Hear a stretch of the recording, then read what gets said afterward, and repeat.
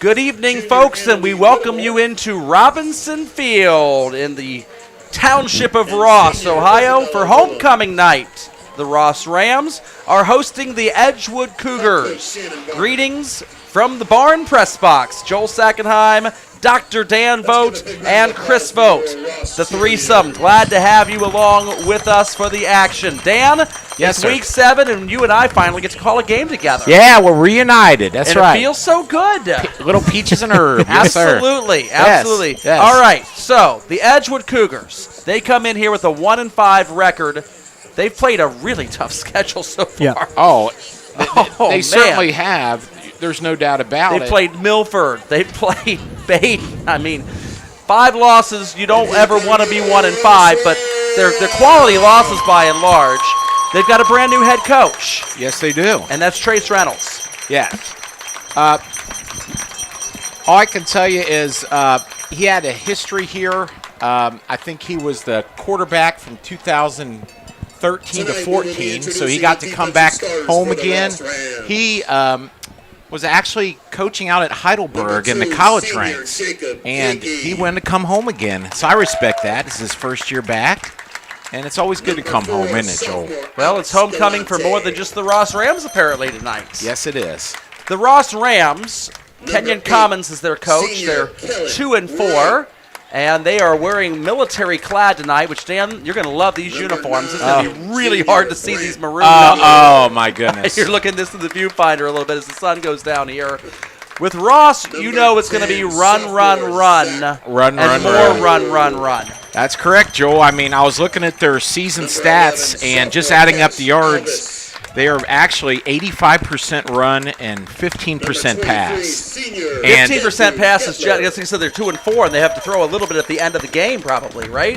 Yes, that's true when they're wanting to catch up. But they're kind of a two-headed monster, Joel. Of course, the quarterback, Emory Severance, we're going to be calling his name all night long, and with Lucas Kunkel, the running back. So between those two gentlemen, 86% of the offense has been through Ross, through those two guys. It's been a very interesting couple of weeks for the Ross Rams. They've not left Robinson Field in 3 weeks. 2 weeks ago, you had the Jackson Ironmen come in here from southeastern Ohio. It's a good win for Ross. Perennial powerhouse that came in here, and Ross got him. Yes, and Chris Vogt had that game called, I believe. We were up at Barnett's watching Lakota West and Middletown, and Chris had Ross. He was the only one that had Ross over Jackson, so kudos, Chris Vogt, if you can hear us down below. Chris had some inside information because on our weekly picks, every one of the pickers went with Jackson that week. With Jackson and not Ross. And we were all wrong, and Chris Vogt was right. Yes. And I asked Coach Commons on the air on WMOH, did you see anything in film study? Because they had played the year before out there in Jackson, and they saw several things in film study they wanted to exploit, and it all came together in that magical night 2 weeks ago. So you want to build off of that night, and instead Waynesville comes out last week here to Robinson Field, a Division 5 program, but a very good Division 5 program, and they torch them.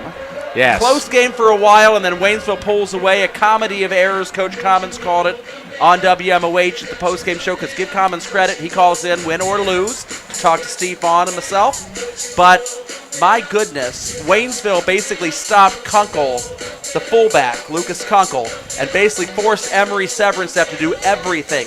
I think Severance had 24 of the first 27 carries in that game. Wow. It was all quarterback keeper the whole night, because that was the read that Waynesville was giving them. It was a very well scouted time.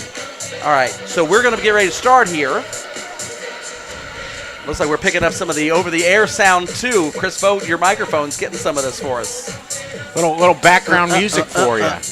All right, it looks like Ross won the toss, and they defer to the second half. The Rams are going to be kicking off here. Hey, Edgewood, thank you for white uniforms and big, huge, square blue numbers. Yes. Very easy to see who you are tonight, Edgewood. Ross, on the other hand, we'll be struggling, but well, they're we'll do our wearing best. camouflage, and they're going to be camouflaging their numbers from us a little bit as the night goes along. We'll see what happens. All right, ball is spotted up on the tee for the Ross Rams. Looks like 2 Cougars back deep for Edgewood. Jordan Kreider, number 0, back there. Along with it looks like number 28, Roman Smith. This is going to be Smith catching it at the 1-yard line, trying to return this for Edgewood. Breaks through the 20-yard line, Nice does run. a spin move. He's past the 30-yard line, and the Edgewood Cougars have pretty darn good field position right off the bat. Yes, they do. Now, going over the stats, folks, you're going to probably see a nice mixture for Edgewood with the run pass. They're on the year. They're 60% running versus 40% passing, so a little bit more balanced than Ross. And a little more balanced than Edgewood has historically been, because Edgewood also would be a run the ball into submission type of team. Okay. The sophomore quarterback, Carter Breedlove, it looks like. Is that number 9 back there as quarterback? Yep, and he's going to hand the ball off, and that's the running back, O'Banion. And that's a good start. He's still going. O'Banion gets about 14 yards on the carry, and the Cougars are already close to midfield. Brody O'Banion, the sophomore running back. Yeah, they threw us a curveball there. I was expecting to see a different quarterback in there, Ryan French. He is a senior, but they went with the sophomore. He's listed actually as a tight end on our roster. Well, he's tall. He is tall. Well, he's as tall as Bryce Young, maybe an inch taller. There you go. You can see over the line. That definitely helps. Couple sophomores in the backfield for Edgewood. The Cougars playing this thing very young this year, and hopefully for Edgewood, they hope that this gets better over the next couple years with a couple sophomores. Straight ahead, quarterback power. That's Carter Breedlove, and Breedlove is going to punch that thing almost to midfield. 3-yard gain on the play. And we're going to be saying tackled by the interior of the Ross line because I can't read the numbers. You'll hear that a lot. We're going to hear that a lot. I must wonder if a little Chris Vogt zoom in on some of the D-line might actually help us out as the sun goes down a little bit, catching some of these numbers here. Looks like we're looking at big old number 53 right there. That's Blake Holmes. And right next to him, number 23, Andrew Gettler. Okay. 2 defensive linemen there for Ross. We've called their name quite a bit when we had their game against the Hurricane up in Wilmington a couple weeks ago. Pistol formation now for Edgewood, and this is going to be a pass play, the first pass of the game for Edgewood to Peyton Wells. Nice play, broke a tackle. Wells is going to be tackled just barely out of bounds. That'll stop the clock. At about the 46-yard line, the Cougars have a 3rd down and short. I'm going to give Levi Smith the tackle there for Ross. There's a flag on the field. There is a flag, Joel. We'll see what the referees got for us. Looks like the Cougars are potentially moving backwards. They don't look like they're moving up to where that line of scrimmage is. We have a block in the back. Offense, number 28. 10 yards from the spot. 2nd down. So Edgewood keeps the down, but it's going to cost them some distance. But it's from the spot of the foul, so it only brings them back to the 44-yard line. And so it's going to be 2nd down and 12 now for Edgewood. So Roman Smith was guilty of the infraction for Edgewood, the Cougars. Roman, a junior. They got him listed as a defensive back and a wide receiver, so he's out there right now as a wideout. Little block out in the perimeter, blocked the ram in the back, and so penalized he will be. Man goes in motion. It's going to be a handoff to O'Banion. And O'Banion wrapped up and brought down by the Ross defensive line. Oh, yes. They're going to give him forward progress back to the original line of scrimmage, which might be a little generous on the part of the official. It was. You could see Ross knew that was coming. They just kind of let the play come to them. They didn't over-pursue. Big 3rd down and 12 coming up here, Joel. See if they're going to air it out over the middle. So far, all they've been able to do is a little swing pass out in the left flat. So I'd like to see some kind of slant or something down the field. We'll see how aggressively the Edgewood Cougars and Coach Reynolds want to play this on 3rd down and 12. Keep your eye on the guy closest to us on the screen. He's their number 1 wide receiver. Jordan Kreider. Yes, he is. Number 0. You see the television numbers there, actually. And they're he's looking going for for Kreider him. long. It's a wobbly duck, underthrown deep ball with a flag for pass interference. One-handed catch. And a catch anyway on top of it, regardless. Unbelievable. I saw the PI just like you did, Joel, but he stayed with the ball, reached out his left hand, hauled it in. Now there's another flag. Well, you always got to be aware of the underthrown deep ball because the receiver's got his head turned back to his quarterback. The defensive back does not naturally have his head turned. Right. And so it gives the possibility of going through the body of the offensive player there. I'm going to say we're going to have some offsetting penalties. I think the catch will stand, but then they're going to move him back. I think somebody was a little mouthy on that play. We'll see if one is during the play and one is post-play as well, Right. and how that might affect the potential count-off. This ball was ruled a completed catch. That's the other element of this. So if there's anything declinable, Edgewood would certainly want to decline something, and Ross would like to accept something. Here we go. Pass interference on the defense. That penalty is declined. Result of the play is a 1st down. We have dead ball, unsportsmanlike conduct, number 0, White. It's 15 15 yards. It'll be 1st and 10. That is his first UNS total disqualification. Chris, I don't know if you caught the name of the referee tonight before the game, but that is a fantastic explanation if you fans were able to hear that. That's better than most college refs, I'll tell you. and the pros, some of those guys are ridiculous. You remember with Miami of Florida last week against Virginia Tech, that Hail Mary where they came out of the replay and it was simply the rule is overturned and then they left with no explanation. No, I think they want to get out with their lives. This tonight was a wonderful explanation. Yes. It was pass interference. They declined it because Edgewood wanted the catch. It was an unsportsmanlike penalty on Kreider that backs him up 15 yards, but it's still 1st and 10 after the first down for the Edgewood Cougars. Handoff now to O'Banion. Wrapped up a couple Rams, but he broke it a couple times. 4 tackles. 5 tackles. O'Banion finally gets driven out of bounds. They couldn't bring him down. My goodness. The 5'9" sophomore running back churning his legs, and he just kept going and going down. He looked like David Montgomery against the Seahawks the other night if you saw that one play. He's wearing the same number, too. Yes, he is. Number 5 for Edgewood. A big first down gain for the Cougars. I am very impressed with this opening drive for Edgewood. I mean, just looking at their offensive output for the year, and I know they played a killer schedule, Joel, like you said earlier. It's been hard for Edgewood. It's a nice drive. And new quarterback, maybe they just brought this into practice this week. Man coverage at the bottom of the picture. That's Rosenfelder. And we'll see. It's going to be a straight quarterback power. That's Breedlove, Carter Breedlove right up the middle, and he's not going to have much sledding there for the Cougars. Yes. I think the first time I heard tough sledding was a Dick LeBeau reference when he was head coach of the Bengals years ago because they just got beat up that whole year, and LeBeau would always say it's tough sledding out there, and even though it was like 90 degrees in some of the games. For those of you fans that are really, really old, a tough sledding reference might be Rosebud from Citizen Kane. Right? Oh. Takes us back a little bit. Shout out to Aunt Orson Welles. Rosemary. Yeah, we'll talk about Aunt Rosemary, Grandma, in a little bit tonight. 2nd down and 10 for the Cougars. All right. And Breedlove's going to take off. Yes. That might have been a passing play, but a quick read. He didn't like what he had, tucked it, and got what he could there. And Breedlove is going to get some positive yardage, but it's going to set up a 3rd down and a little bit long. Well, this is one of those things where you look for possibly getting close and not necessarily getting the first down and going for it on 4th. Because I noticed on the year stats that they've only attempted 1 field goal, Edgewood has. And they're, I believe he was 1 for 1. It was a 34-yard kick. So we'll see. We'll see how they do this. Well, from here, it would be 39 yards away. Okay. If they don't gain any yardage. Okay. Obviously, the closer you get, the more likely you go for it on 4th down because it's 4th and shorter, but also the more in field goal range you are for your kicker. Snap. Flag. This is going to be on Edgewood. Legal procedure. Red ball, false start, offense, 50 yards, still 3rd down. That's going to thicken this plot a little bit. Yeah, he explained it real well the first time, but as you heard the call there, sounds like he's got to get the microphone fixed, or he had a lot of phlegm in his throat, one of the two. Yeah, little Charlie Brown's teacher going on there in that microphone. That's a classic.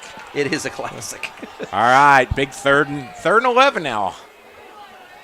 I'm all for going and getting 7 or 8 yards, making this, but you know, we'll see what happens. You would probably not want to punt it from the 28-yard line if you get nothing on this either. It's kind of a weird tweener land for Edgewood. Fake to O'Banion. Breedlove keeps it. He's got him wide open. Got a man. That's Fall. Miller Fall into the end zone, and he falls into the different colored painted field turf, and a touchdown for the Cougars. Yes, beautiful play. Busted coverage possibly. He was wide open there. I do think that little play by the quarterback where he kind of ran into the middle of the line, I think maybe the coverage quit because Fall was just wide open out there in the flat. Pretty easy touchdown there. We're setting up for the extra point. Well, and here's the other thing, too, on that. Well, let's watch the extra point first, and then we'll go ahead and call this out, what happened there. Extra point is put down. It's kicked up by number 24, Davidson. Bryce Davidson's PAT is good. Yes. And the Cougars have a 7-0 lead.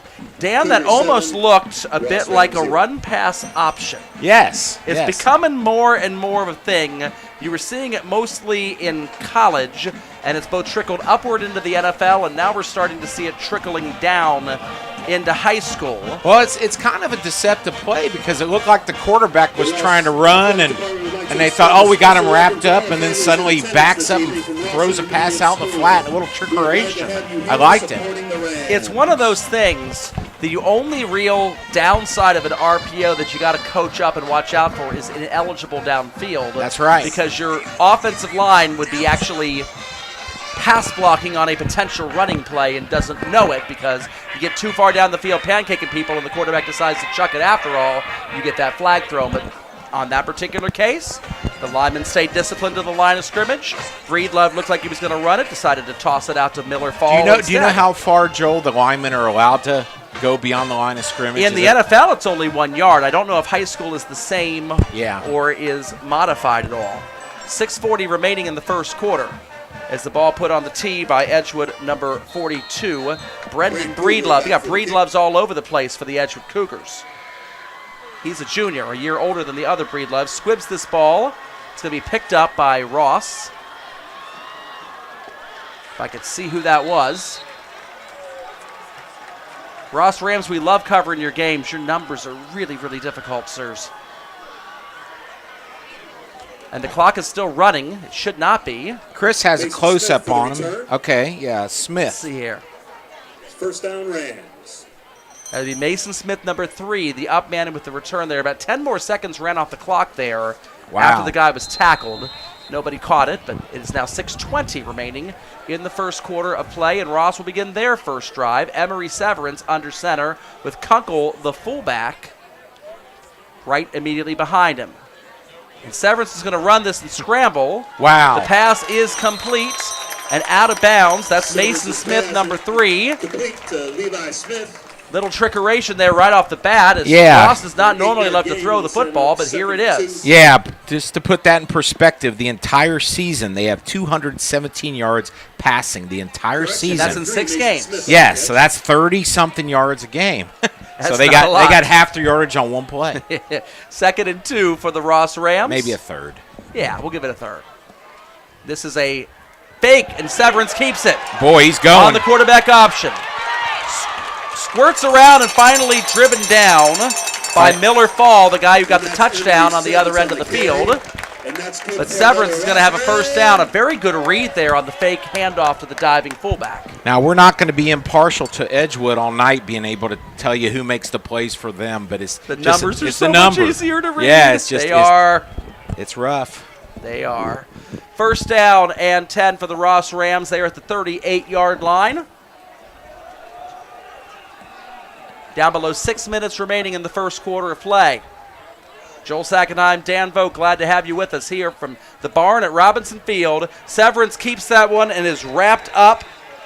That's number 44, Julian Apking, with the tackle for the Cougars. Severance on the carry, tackled by number 44, Apking. And that looks a little bit like what Waynesville was doing to them last week, Dan. Okay. Make sure Severance Second keeps and the 9 ball. Rams. Do not concede the fullback dive to Kunkel, and then try to rally around Severance around the tackle. I mean, it looks kind of simple to defend, but if you look at the yards on the season that they've had doing this play, obviously it is not. I formation now with the fullback in there. 2nd down and 8, and this is a straight-ahead dive to Kunkel. Yes. And Kunkel is going to get there to the 33-yard line. It's going to be 3rd down for the Rams. That's a perfect play to set up this 3rd down because really they could run or throw here, probably run. And even if they get 3 or 4 yards, Joel, they're right there knocking on the door in 4th down. And once again, they're right in that area where a punt really does you no good. Obviously, they can't kick the field goal. So you got 2 plays to get this. 3rd down and 5 now for the Ross Rams. Kunkel behind center. Man goes in motion, and now we have an I formation. And Severance keeps it and pitches it on the triple option. And he's got enough room for barely the first down there. Yes, he does. Trying to catch the ball carrier here in this screen. Chris, thank you for doing a good job for us, sir. We appreciate that. That's Levi Smith with the eventual carry there for Ross, and a first down for the Ross Rams. Good call there, Joel, calling the triple option. Before the game started, you said that's where they were getting a lot of their yards, so there's a classic example there. What's interesting is that Ross is not using the triple option at all times. They're being selective. Okay. Oftentimes, if you look at this formation here, you only have the fullback back there, and unless you send a man in motion, it's basically more like a read option. Right. Just a straight two-way read for Severance rather than a pitch man, and Severance keeps that one and is wrapped up and brought down by App King. Not a lot going there. App King is playing some ball right now. So normally you see a triple option with three guys out of its formation like this flex bone here, but instead it's kind of just a straight read option like you would see a Deshaun Watson or somebody in the NFL do out of the shotgun, but it's under center with a really tight fullback. That's right. Kind of creative there, Ross. Second down and 10 for the Rams. As we can say this with conviction, whenever Ross has the ball, the clock is going to be churning. Yes. We're below 3.5 now in the first quarter. It's going to be a fast game at this rate. Easily back to WMOH before the postgame show is over. Severance is going to keep this ball, but it's going to be whistled dead, and we're going to have a false start, I believe, dead ball, before the ball was actually snapped. False start, 51 offense. That's number 51 there. Ozzie Allen moving early there for the Rams. Back to 2nd and 15. And when Come on, Ozzie. You gotta stop, Ozzie. Come on now. Crazy false start there, yes. When it's 2nd down and 15, that's not something that Ross is going to like because it takes you out of a lot of things you like to do in your playbook. Yes. So I will say this, Severance would be able to go to the left side of the field here as the left-handed quarterback being on the right hash mark. Man in motion for the shotgun, and Severance is going to keep this as a straight running play. He is grabbed from behind. He fumbled the ball. Is loose. All right. The man who made the hit was Quinn Parks. Now there's a pile up at the 30-yard line. The clock is going to stop as the referees have to sort out who has the ball at the bottom of this thing.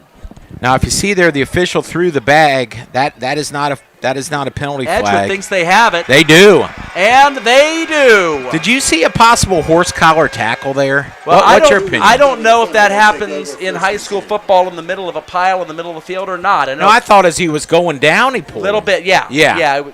I'm questioning the area of the field and whether that's callable or not. Okay. I don't know my high school rules on that, per se. I don't either, but I just Obviously, you know in the NFL, quarterback in the grass, there's no horse collar, but out on the perimeter there is. So right. It's kind of up the field a little bit.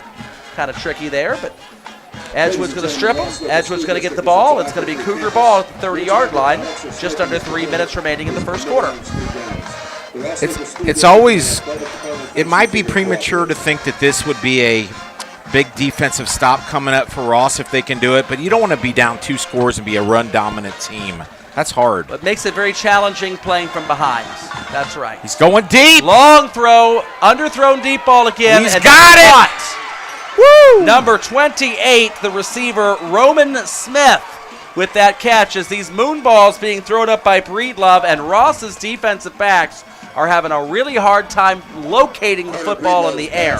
Joel, that was almost like a punt. I mean, he could have just stood there and watched it come down on defense, but he was too conscious of trying to not let the guy get by him. So very, very tall ball, but yeah, the defender's got to turn his head around, got to find the ball. These are very interceptable passes if you can locate the ball. That's correct. But if you're not locating it, you're going to get chunks of yardage. 1st and 10 for the Cougars, just inside the 35-yard line, trying to go up by 2 scores early in this game. There's the handoff to O'Banion. And O'Banion, that slippery little fella, gets over to the 30-yard line, making 4 yards out of nothing there, Dan. Yeah, he got knocked down by a Ross player with a single digit. That's all I'm going to tell you. But he's falling forward, I noticed. I mean, he doesn't get knocked backward. That's always good for an extra 2 yards. We got to stop here. It's an equipment timeout as one of the Ross Rams, it looks like number 11, Cash Alvis, is going to have to leave the field for an equipment problem. He's replaced, it looks like, by number 2, Jacob Kakey, on defense.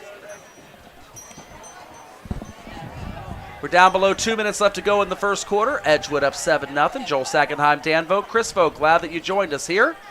It's going to be a straight quarterback dive by Breedlove, who is wrapped up by the interior of the Ross defensive line with nowhere to go. Zach Otto getting up from the pile there for the Rams. Is it a herd of Rams? It is definitely a herd of Rams. Okay, good. And yes, Dan, I have definitely heard of Rams. Have you? Yes. Andrew Gettler also getting up late there after wrapping up and helping to bring the tackler down. 3rd down and 7 for Edgewood. And again, we've been living around the 30-yard line all night, Dan, as far as this tweener land of punt isn't much of an option. You got 4 downs to play with if you need it. Let's see what happens on 3rd down situations. We're down to a minute left to go in the first quarter of play. Man goes in motion, and here comes the snap to Breedlove. And a fake handoff. He's got a man open in the flat. That's number 11, Isaac Rosenfelder. And Rosenfelder's going to have enough. It looks like for the first down, they'll be inside the 20-yard line. They're definitely finding a hole in the Ross defense here. That was very similar to the play that got the touchdown earlier in the day. It just seems like that gentleman that's going out in motion there, no one's picking him up. And it's just easy pickings. So far, Ross has been better at run defense than pass defense. Yes. And O'Banion has been very tricky as far as to bring down. He's gotten extra yardage on the run, but let's not act like it's been the most amazing, successful thing ever. Edgewood's had a couple deep throws and a couple of shallow throws that have broken for some key yardage here in the first quarter. Shotgun snap and a handoff to O'Banion. He's going to juke around a little bit and then brought down by Ross. I'm going to say Giving credit here. It looks like number 4 getting up there. That's Alex Galante. Wow, you can see that 4. Good for you. Number 14, Mason Wilhelm. Yeah, I saw 14. I'm looking actually here at the screen, Dan. You're cheating. We got Chris Vogt zooming in here for us. He's helping us out a lot. I thought your eyes were incredible. I was looking at it live. Guess I got to look at the monitor more. Shout out to Chris Vogt on the camera tonight. He's acknowledging us. That's great. You know, he's got a microphone there. We're going to come to the end of the first quarter, and Edgewood very content to have a 7-0 lead. Quick little shout out. We've got a birthday greeting to give tonight, Dan. All right, that's right. A 63rd birthday greeting to one Lady Di. Happy birthday, Mom. Lady Di. There she is. There she is. She's My going to go sister-in-law. nuts to see that her picture's out on the screen right now. Chris. We got Chris in his Washington Redskins jersey along with her there in that little photo. Lady Di, Saintress Di, we call her, New Orleans Saints fan. If you're watching, happy 63rd birthday to you, Di. That's and right. If you're not watching, why aren't you? No, I told her, hey, guys, I told her, I said, you're going to have to tune in. We're going to give you a plug, and Joel had it already ready to roll on the TV monitor. I stopped by the house, and I said, hey, I want to stay here longer, but they understood that we got some things to do, and just wanted to pay tribute to Mom and wish her happy birthday. So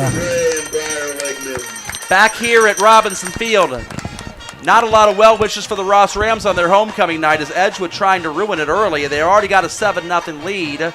Chris, you working the camera right now. What are you seeing down below on this? Gosh, I tell you what, Edgewood's game plan on offense is fantastic. I did not expect Edgewood's offense to run this smooth. Then again, maybe Ross just doesn't have a plan together to stop Edgewood on defense. So right now I'm impressed with what Edgewood's been able to do, and then you obviously got Ross losing that fumble. So Ross is going to have to really buckle down and take care of some things if they want to stay in this one, it looks like.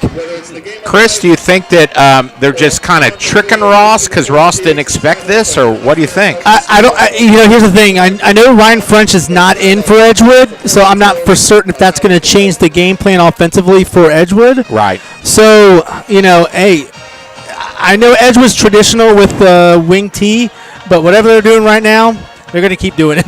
Well, no here's doubt. what you also got to wonder, too. You got a brand-new head coach for Edgewood that's been spending time Trace in the college Reynolds. ranks.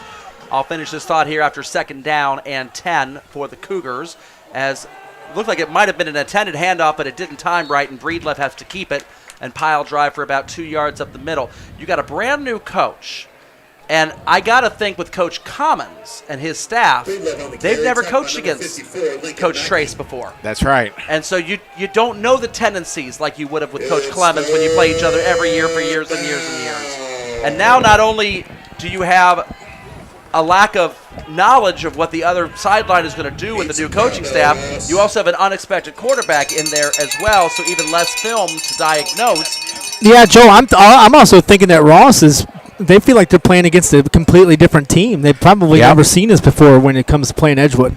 That's Definitely right. does not look like your grandfather's Edgewood Cougars. Let's see if they do that receiver out in the flat play. It's been very effective. They're going to throw Breedlove. He wants the end zone. He's got a man. He caught it. Coverage. It is caught. Wow. That is Roman Smith catching a laser. That's trusting your receiver, Joel. I mean, he said, I'm going to throw it, and you got to go up and get it.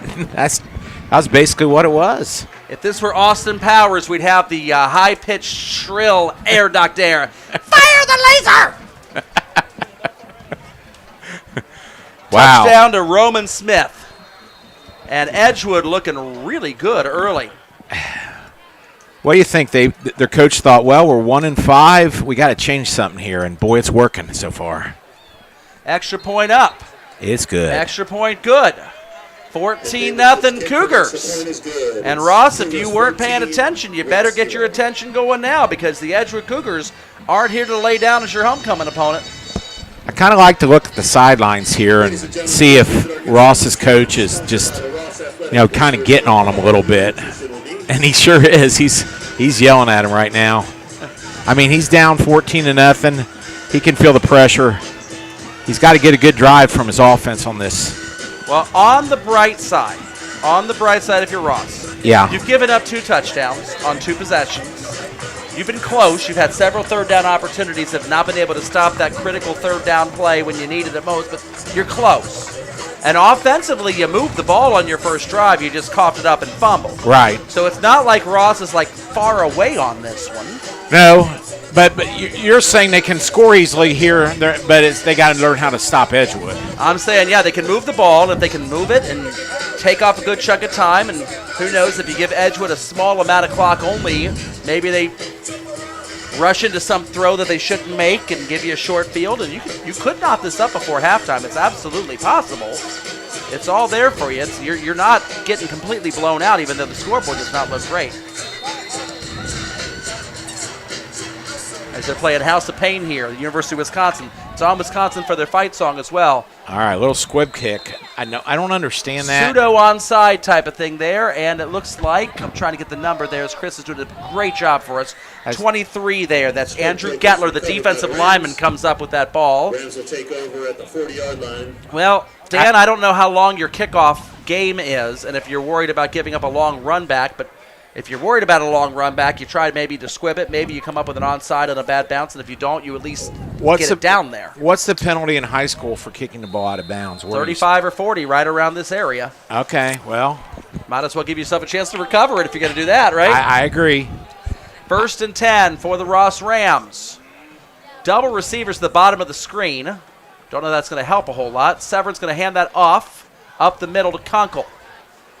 Kunkel is trying his best to fight. His back hadn't really hit the ground yet. His knees hadn't hit the ground yet, so he's trying to wiggle his way on top of bodies to squirm his way forward. You got to love the effort from that guy. He is tough to bring down. I'm going to give that tackle to Quinn Parks, the junior defensive lineman for Edgewood. Tackled by number 45, Quinn Parks. Looks like the public address announcer is going to give the same tackle. That's as good. Well, They're easy to read, these numbers. And it's going to be a keep for Severance up the middle. Boy, it's tough. Using the fullback as a lead blocker, carving out a little bit of room. He's only going to get about 2 yards or so, and it's going to be a 3rd down and 5 for Ross. Kind of a critical play this early. We're down to 10 minutes to go in the half. Ross down, if you just joined us, 14 zip. On the carry, tackled by number 46. 3rd and 4. Think they're going to stay with the run, Joel? 3rd down. This could be a rollout to the left and give Severance an option with what to do. Right. 3rd down, and they're going to move the spot actually to 3rd and 4 now at the 46-yard line. Severance is going to throw this ball. There it is. A little quick out, overthrown. off the hands of his receiver, Mason Smith. That's Also good. off the arms of Jordan Kreider, the defender, trying to come in there. And Ross, what do you do here? Do you punt? I don't see the punter out there. Well, Joel, I don't know about that play. I would just continue to run it, and then if you there get 2 comes the punt yards, team. it's 4th and 2. You're going for it. Yeah, I agree with you, Chris. I would have not thrown the ball there at all. I mean, you're guaranteed almost 2 yards if you run your typical Ross offense. 4th down and 4. Well, 2 yards wouldn't have been terrible if you do it twice. But There you go. That's right. instead, the punt team is going to be on. 2 men back. That's Kreider and Roman Smith. Each one's had a big catch, couple big catches in the game. Roman Smith's going to try to fair catch this ball. Courageous fair catch. Comes up with it clean at the 28-yard line. It's only a 27-yard kick, so sometimes I like the low-line drives and let the ball roll a lot, but didn't work that time. Well, if the up man is going to be brave enough to fair catch it, Yeah. that kind of defeats the purpose there. We have 9:36 remaining. So, Joel, you were discussing computer points here with Edgewood and how they could move right up into the playoff race if they win this game. Well, both of these teams, this game is a very, very important game for both of these teams. And we're going to go through at halftime and talk about exactly how important everything is for these guys. Because this is a game that both teams feel like they can win, and it's going to give a nice point bump of some sort. They need something. Straight run. Up the middle, Breedlove. He's breaks got some one room. tackle. Brought down by the second guy there. That's number 2, Jacob Kakey on the tackle. The first down carry. Tackled by number 36, Nolan Ponder. And it's going to be a 1st down and 10 for Edgewood as they bring the ball to the 40-yard line. And Joel and I are big clock management guys, so, I mean, of course Edgewood always wants to score a touchdown, but a little 7-minute drive right now would make him really happy so that Ross couldn't get the ball back. We're down to 9 minutes to go here in the second quarter. This is about as good of a first half as Edgewood could hope for. Oh, yes. Shotgun formation here. Handoff. O'Banion. Little juke move. There was not much there, but he still squeezed about 3 yards out of that. That's one of the more exciting 3-yard runs I've seen. Yeah, he looked like a little bit like Le'Veon Bell there. Kind of delayed the run and waited for the blocking to develop and shot to the left. It was nice. Dan, I thought you were going to say Barry Sanders. Well, Barry Sanders would have been gone for a touchdown. well, on that. Barry always hit the hole fast, but Le'Veon Bell, the old Steeler, that guy, he was the master of delaying and still not getting caught. And then once he left the Steelers, he was never the same. He wanted that big free agent money, and Well, he was it gone. hurts to take an entire year off and not play. Well, that's true. He did hold out. He did hold out for an entire year. And ask about Deshaun Watson, he'd tell you the same thing about. Or unfortunately, Aaron Rodgers. He was Yeah, off last year. he was off last year. He He's looks had a hard looks time. older than me back there as a quarterback. 2nd down and 7 for the Edgewood Cougars. Breedlove's going to keep this one and pitch it outside to Kreider. I think the handoff might have actually been the better read if it was actually a readable play. But Yeah, Kreider is their number 1 receiver. Sophomore, he's 6'1", 190 pounds. He's been their number 1 receiver this year, but I agree with you. The run was there. It's It's 3rd down in case you can't hear that over the PAs. PA guy is definitely adamant that it's 3rd down. He loves the 3rd down. I love the Ross logo there, the old style Ram. That's pretty cool. Chris Vogt, I'm having a hard time picking up your cell phone hotspot Wi-Fi for my laptop getting halftime ready here. I had to kick you off for a second, Okay. Joel. We'll go ahead and fix it. That's fine. That's fine. Sorry, All folks, right. for hearing the sausage getting made here. 3rd down and 4 for 3rd the and Edgewood 4. Cougars. Fumble. Dropped snap. Breedlove's going to take it around as a Wow. busted play. And it works wonderfully. Oftentimes it can happen. Yeah, If a busted play, the defense is ready to go. There is a flag on the play. that's holding. It's going to be on Edgewood. So negate the 1st down heroics there by Breedlove, and instead it's going to be a 3rd down and considerably longer for Edgewood. We're going to probably see the Cougars sling the ball down the field. Why not? You know, you pick it off. It's like a punt. And the way Ross has been covering the long pass, you know, it's a good chance they can get one here. You've had a couple of jump balls that were the underthrown deep balls, and you've caught both of them so far. If I'm Ross here, I switch things up. Maybe stack the line, do a little blitz or something. Kind of getting that quarterback's face. Third Joe, you down. should be back up and running. Let's see here. Connected. Sweet. All right. You gotta love the internet. Got to get ready for the best halftime show in football coming In all up the in land. 6.5 minutes. That's right. 3rd and 14. We're down to 6:38 to go in the half. In case you just joined us, 14-0. The Cougars are spoiling Ross's homecoming. It's going to be a straight quarterback run for Breedlove up the middle. Look at that drive. Jeez. He got about 10 yards. Ross is okay with that because it's going to mean Edgewood's going to punt the ball when it's all said and done, but still. Yeah. Very conservative play call there for Edgewood. Can't blame him, though. I mean, you've not turned the ball over. You've not done anything foolish yet. That's right.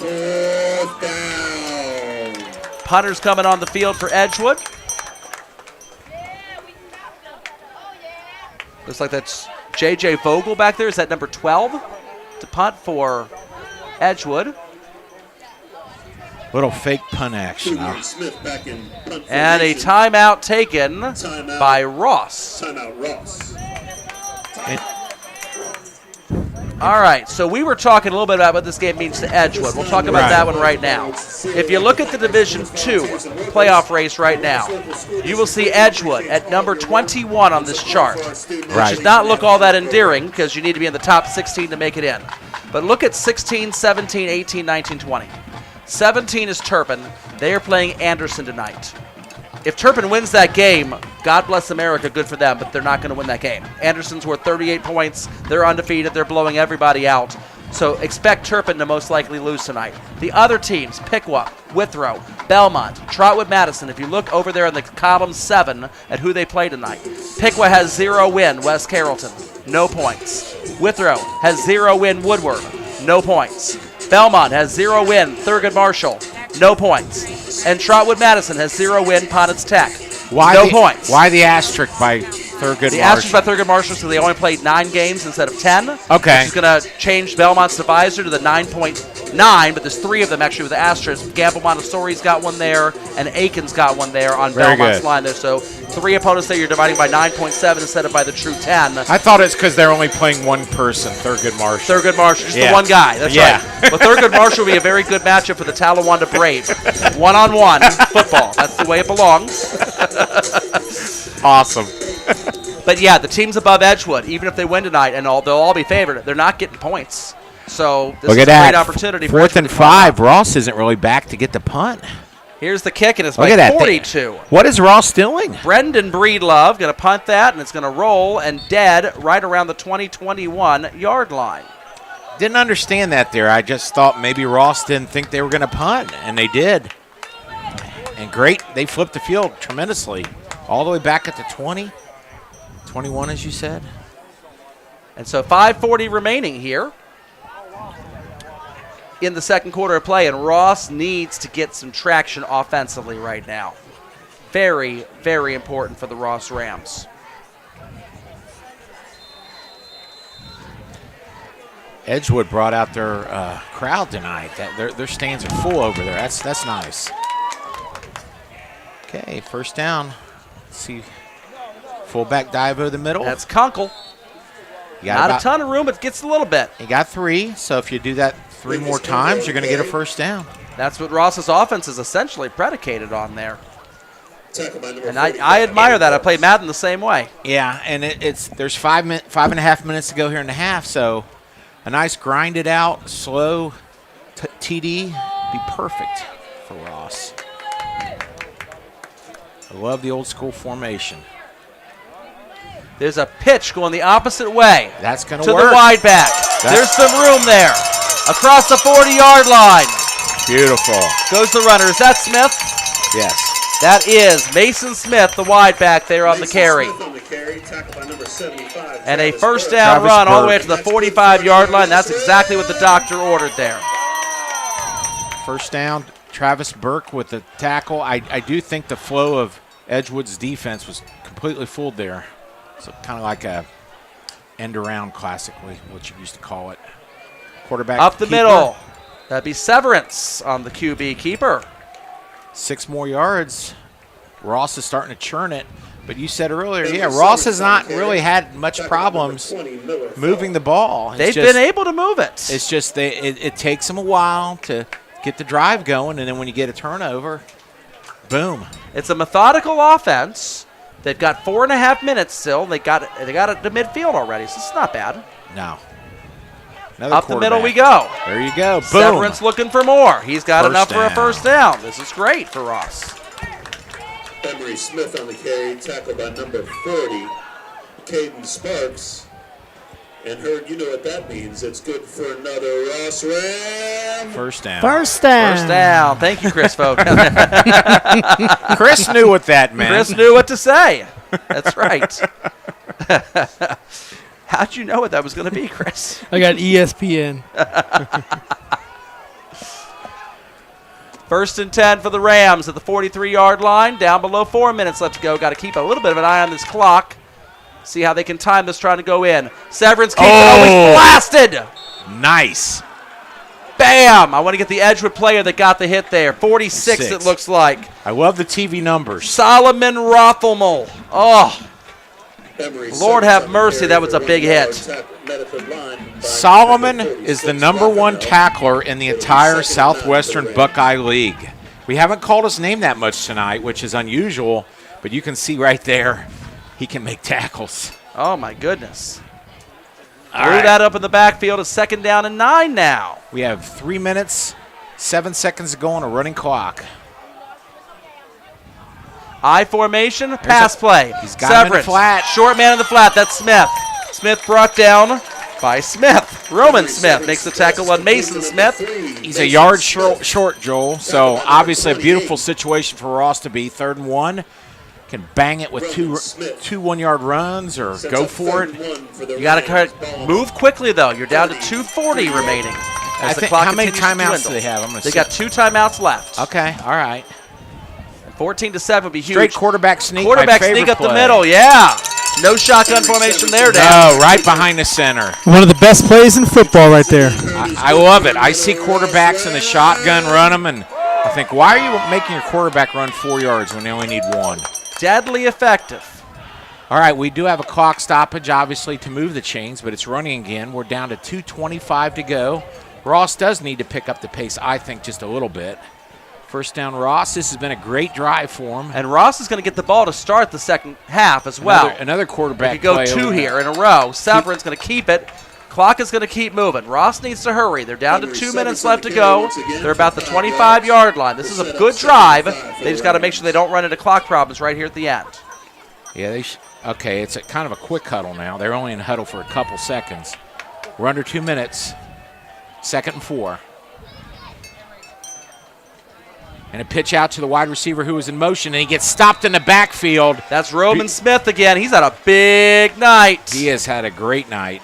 Mason Smith, the ball carrier. No, it's number 7. Sorry, that's Levi Smith. So many Smiths out there. Levi Smith, the ball carrier. We have a timeout here for Ross. Lost 3 yards on that play. It's their second timeout. We are down to 1 minute and 40 seconds to go here. I'm a little surprised with this score. I am very impressed with Edgewood and how they've completely changed their game plan. New quarterback, throwing the ball deep. They must have obviously saw something in the games, the tape, knowing that Ross is vulnerable to the long pass, because those little jump balls, I mean, that Ross defensive back turns around, he can knock that ball down, Joel. Chris Vogt, what surprised you so far in this first half? I think I'm more so blown away that the fact that Edgewood is 1 in 5. 1 and 5. In the way they're looking with their offense, I think that's just, maybe it's a testament to the schedule that they're playing, but it's like swinging a baseball bat with a donut on it. But yeah.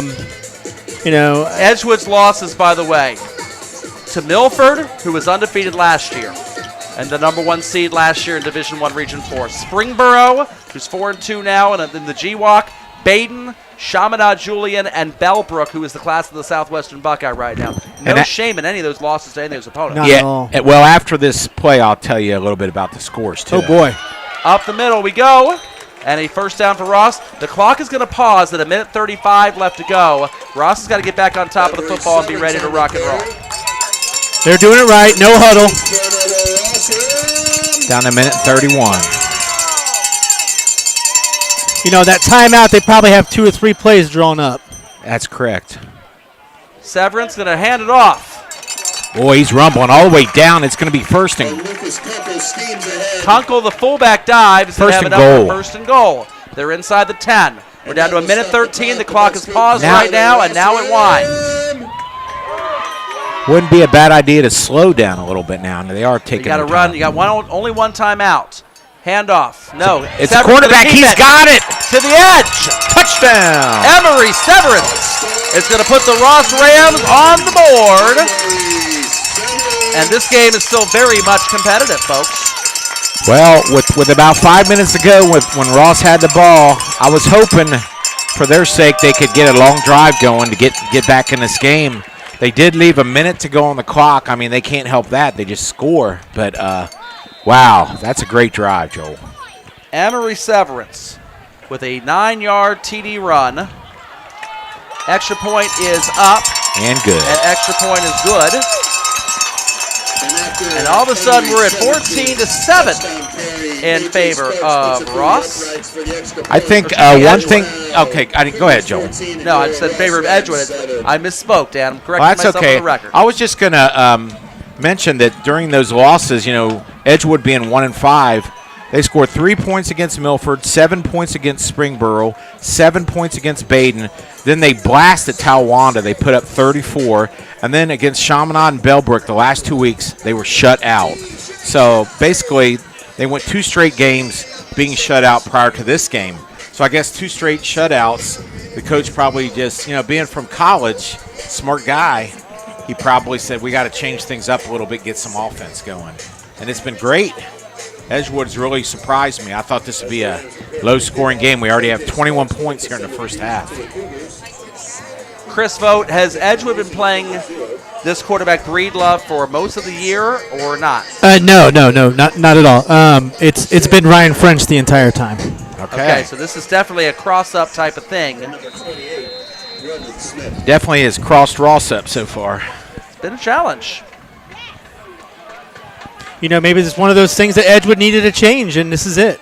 Squib kick. That's a good squib kick. Going to be not quite feel. He feels it inbounds. He could have stepped out of bounds and then fielded it and gotten much better field position. That Or he could have let the ball roll out of It bounds. would have probably gone. Yeah. It would have probably gone. Yep.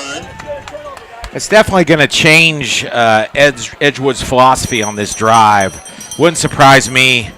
You know, I personally would just take some knees. I wouldn't Just want to go in turn and after. over I mean, Ross Yeah. got only one timeout anyway. So. Yeah, Well, I'm also looking at this. Like, Ross making that was it, a 7-8 minute drive there to Yeah. close out the first half. I mean, that's exactly what they needed. Sure. So props to Ross to not buckling down. And That was a very, very important drive. And if Ross ends up Right. winning this game tonight, it was that that drive is Yeah. going to be what they're going to circle as a potential 100% turning point. agree. It totally flipped the whole momentum of the game. And you got to give Edgewood credit. I'm a little nervous about it. They got 3 on the right. They're spreading it out. Probably a run up the middle, though. Here we go. We got a penalty. What do we got there, Dan? Oh, it might be a timeout. Timeout. Oh, okay, Edgewood was Edgewood took first team. It's interesting they would take a timeout there. I'm with you, Dan. My gut tells me Yeah. not to be too terribly aggressive with this. You've got a lead. You've been playing well.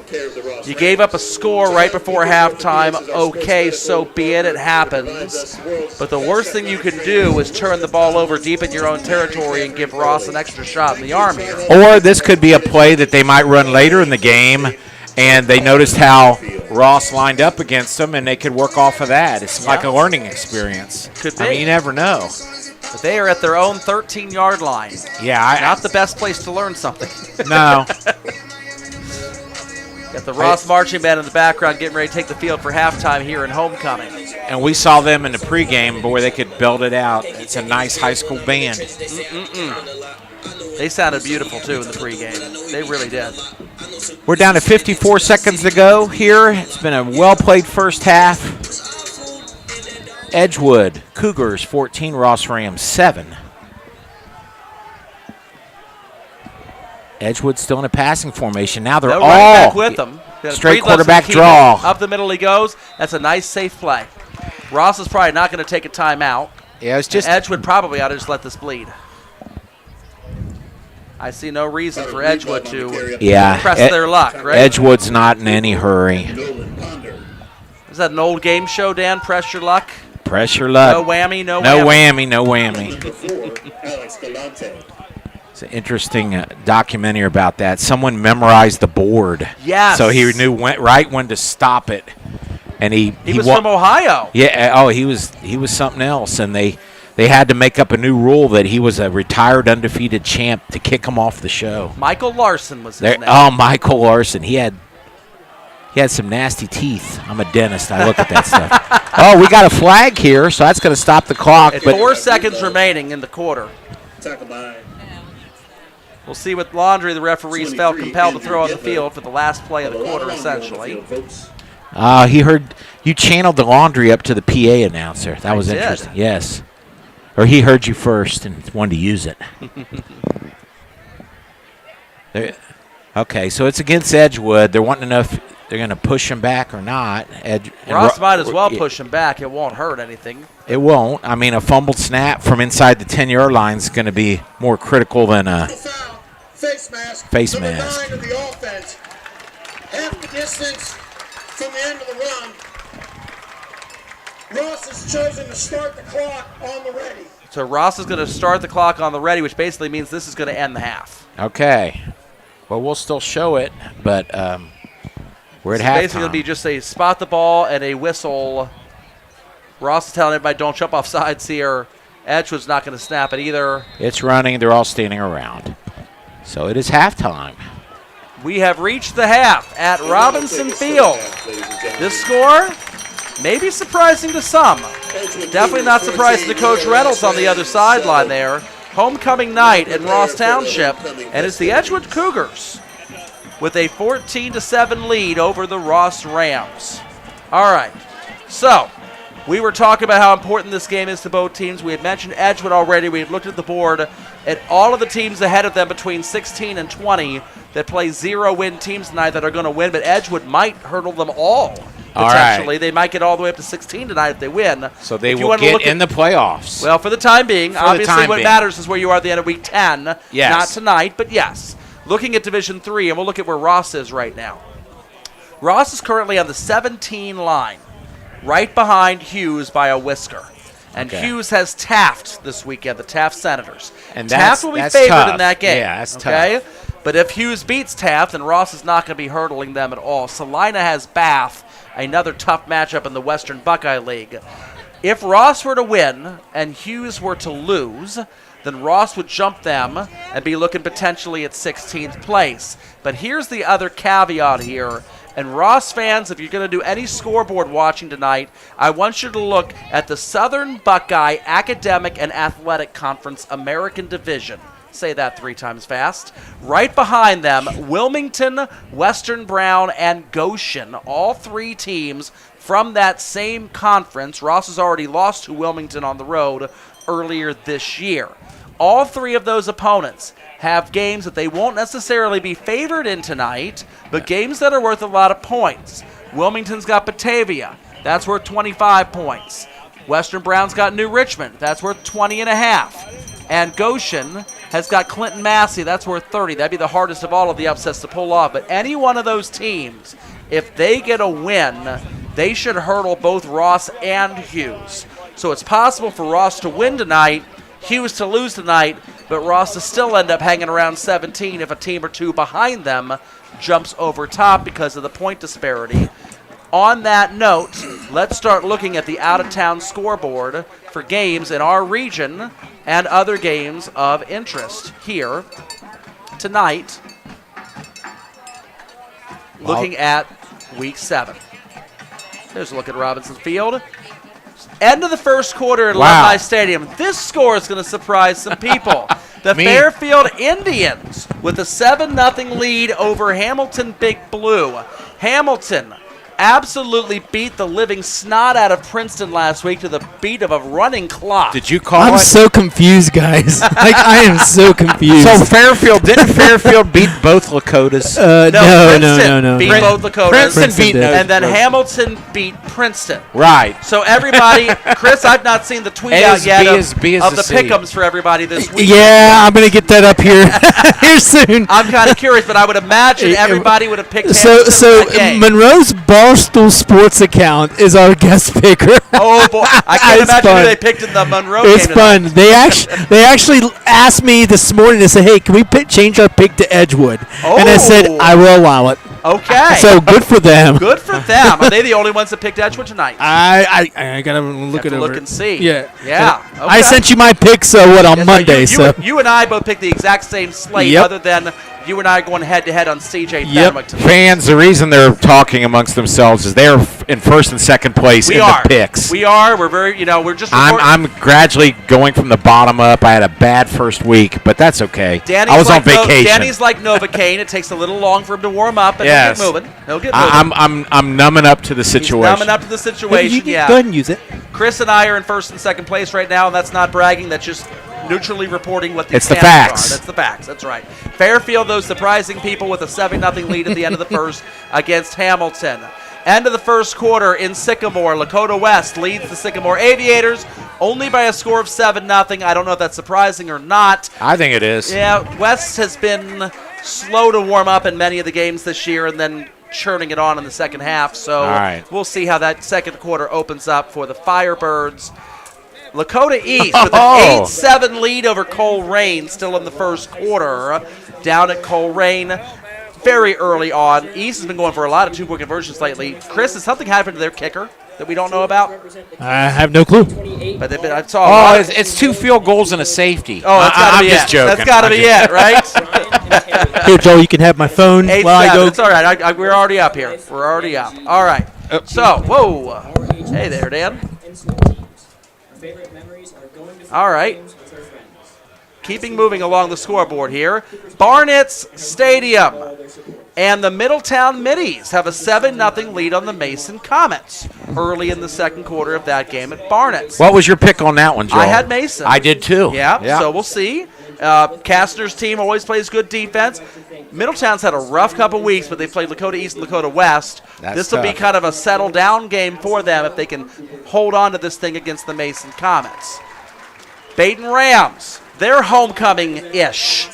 They don't really have a homecoming until next year, folks. But they're playing at Coomler tonight, Edgewood fans. They're at your place, showing you a little hospitality. Baden fans, if you're listening, please clean up the trash after you're done so the Edgewood Cougars, when they come home, have a nice, clean stadium. As my dear dad said, leave a place nicer than when you got there. That's it. That's it. But Baden up 21-7 over Carroll. It was 7-7 at the end of the first quarter, but the Baden Rams now have Love taken the a old little Ram. establishment. Love the old Ram. I got the old school logos for that game. I know there's some newer ones that are out there, I but I love just can't that. help it. I love those logos. It's a throwback.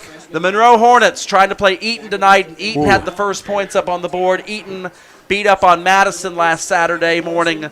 Eaton now trying to take it to Monroe. I'm sure Monroe Barstool Sports guy probably picked Monroe in that game, I would hope. But Eaton up 7-0 in that game in the Southwestern Buckeye League, Southwestern Division. Franklin and Bellbrook, I've not seen a score out of that game yet. I know Sean Stidham and Sunday Sports has got to be there, I'm sure, covering that game in Sugar Creek tonight. Bellbrook and Franklin. Bellbrook so far appears to be the class of this league until further notice. Talawanda Northwest, I've not seen a score out of that game yet. Edgewood and Ross fans both have a tremendous rooting interest in this game because if Talawanda can beat Northwest, that's going to be worth 6 second-level points to the Edgewood Cougars And who I beat Talawanda. Between me and you, I think Talawanda will win. They seem to be the stronger team. Yeah. And if Northwest wins at home on Pippin Road, then the Ross Rams will get 5.5 second-level points. So you're going head-to-head, not just on the field tonight, Ross and Edgewood, but you're going head-to-head in this game as well, picking up some second-level points. Chris, the game that we're going head-to-head on. Chaminade Julienne has the first touchdown at the end of the first quarter. The Eagles with a 7-0 lead over the Fenwick Falcons and Coach Cranford. So who did you pick, Chris? We asked Chris when he does Okay. not have the headset on. Chris says he picked Fenwick. That's right. I picked Chaminade. I picked Chaminade as well. So that's the only game Chris and I going head-to-head in. So I will be leading at the end of this week either by 2 or by 4. That's going to be the key. We'll see how that goes. Valley View and Madison, not seen a score out of Madison Township yet. But the Valley View Spartans, a very strong 4-2 team. And Madison last year started off 4-0 and then hit this part of their schedule and took it on the chin. So far, they've been taking it on the chin the last couple weeks. I believe Waynesville's coming up in Madison's future after this. That's tough, too. Tough schedule. Ross knows all about how tough Waynesville is. Yes, they do. New Miami and Lockland. We've got to get Susan Howard and company to improve their Twitter game because I would love to get some New Miami scores besides waiting for the game to end. I picked Laughlin there, surprisingly. You picked Laughlin? Yes, I did. Okay, I did not. I went New Miami. All right. I think New Miami is much improved this year from what they've been, and Right. I've not seen any evidence from Lockland yet to convince me that they're dangerous. I know you probably picked them because of the teeth, right? Yes. Well, let me ask you this: did New Miami steal the Vikings logo there, or did the Vikings steal New Miami's? Oh, That's the yes. question. Oh, yeah. Well, Princeton has the same logo with the red hats, and Northland in Columbus has the exact same logo as this. I think the Laughlin Panthers is much better than the Carolina Panthers. Oh, well, they don't have David Tepper at the helm, so that really helps out right there. I mean, right away. Though the Lockland Panthers probably would love to have Andy Dalton. Yes, they So, would. maybe the Carolina Panthers will trade them Dalton for 2 first-round picks and DJ Moore, right? Not seen a score from this game yet out east. Ross fans would care about this one a lot. The Jackson Ironmen should have an easy matchup tonight against the Blue Lions of Washington Courthouse. Washington Courthouse started this year off 0-5. They got their first win last weekend, barely, over a winless Chillicothe team. So, okay, if Jackson's able to win that game at home, that will give Ross 5 second-level points. That would be nice and helpful for the Ironmen to provide that to the Rams tonight.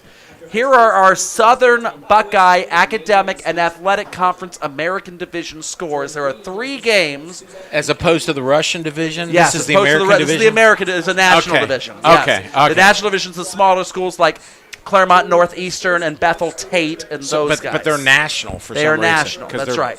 Okay. That's right. So the American Division, these no are the sense. 3 teams that are behind Ross, immediately behind them in the standings.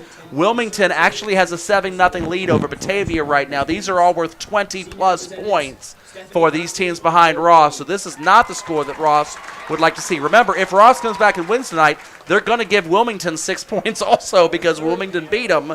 The last thing Ross wants is Wilmington then to get another 20-plus out of a 5-1 Batavia team. That's a pretty good opponent there Yes, that it is. Wilmington is playing tonight. Western Brown, nowhere near as fierce for Ross to worry about. New Richmond is in Division 4, so a New Richmond win if they pull this off at Western Brown tonight, and Mount Orab is going to pull those points into Division 4, Region 16. That's a Fenwick problem, not a Ross problem. And then last game, this one also a Division 4 team pulling points away from this region.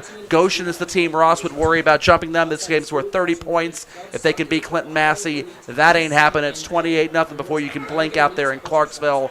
So, Wilmington, the one of the 3 games there that Ross has a result right now that they're not loving. The other 2, so far, so good. Let's look at Division 1 and looking at some playoff points, shall we? Sure. All right. So the Hamilton Fairfield 14-14 right now, says Chris Vogt. Oh, at the half. Now, here's what this means for Hamilton. Okay. Hamilton's on the 4 line right now. The top 8 get a home game. Wow. And the top 4 get control of own destiny for double home game. They would get an automatic first-round home game, whereas if they won, they would get a second game at home. Hamilton at Virgil Schwarm here. The win over Princeton. It was huge. This is what this does for Hamilton. It gives them a GMC opponent, Princeton, that could win and give Hamilton points and nobody else. That's odd. That's very, very strange. Lakota West doesn't typically have that. Lakota East typically does not have that. But you can see that Princeton's already beaten Lakota West and Lakota East this year. So Princeton keeps winning. It will bump up Hamilton above Lakota West-ish, above Lakota East-ish, because those are points that those guys can't get, but Hamilton can. Will they get over Winton Woods? Winton Woods is – the thing about Winton Woods, they're going to have their hands full with West Claremont and especially Anderson. Okay. Anderson in Week 9. If Winton Woods can beat Anderson in week 9, then nobody below them is going to catch them, I wouldn't think. That's a big, big Harbin points cow there. Yes. One of those two teams is going to win that game and get a bunch of points because they're both worth 38 for each other if they inflict that. And if they both win tonight, they're both worth even more than that. Winton Woods will be worth 44 for Anderson. Anderson will be worth 44 for Winton Woods when they play each other in week 9. And Moeller's going to be hard to catch as well. The teams I'd actually keep an eye on if I were Hamilton wanting that double home game is St. Xavier and Elder on the 8-9 lines. Now, Steve Vaughn calls this the GCL South button. Take a look at Elder's schedule. Hamilton has Fairfield with 13 points tonight and Middletown with 25.5. And these two games Hamilton needs because Coleraine was 0. Colerane's worth 0 and Sycamore in week 10 is worth 6.5 only. That's not much. Look at Elder. If you look at Elder, they've got Moeller. 30.5 points.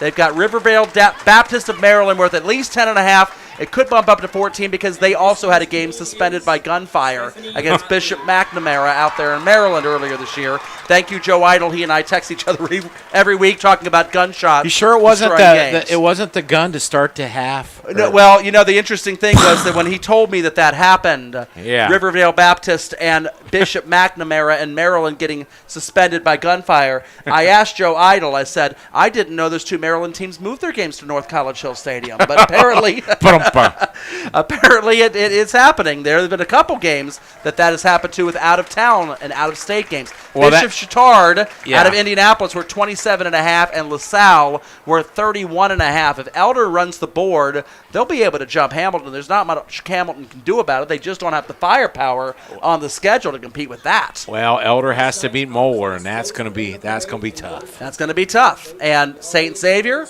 they've got a Louisville Trinity, Kentucky, we're 26 points tonight. LaSalle next week with 31.5. But they got the same issue Hamilton does. Look at their week 9 and week 10 games. St. Ignatius, how far has St. Ignatius fallen? They were fabulous. They were a powerhouse forever. They're only worth 6.5 points. They've only got one win. They've turned into Coleraine. And St. X having a hard time finding anybody to schedule a Division 7 caliber Life Christian Academy of Virginia coming into Balaban Field week 10. That's got to be a homecoming or senior night bloodbath there for St. X.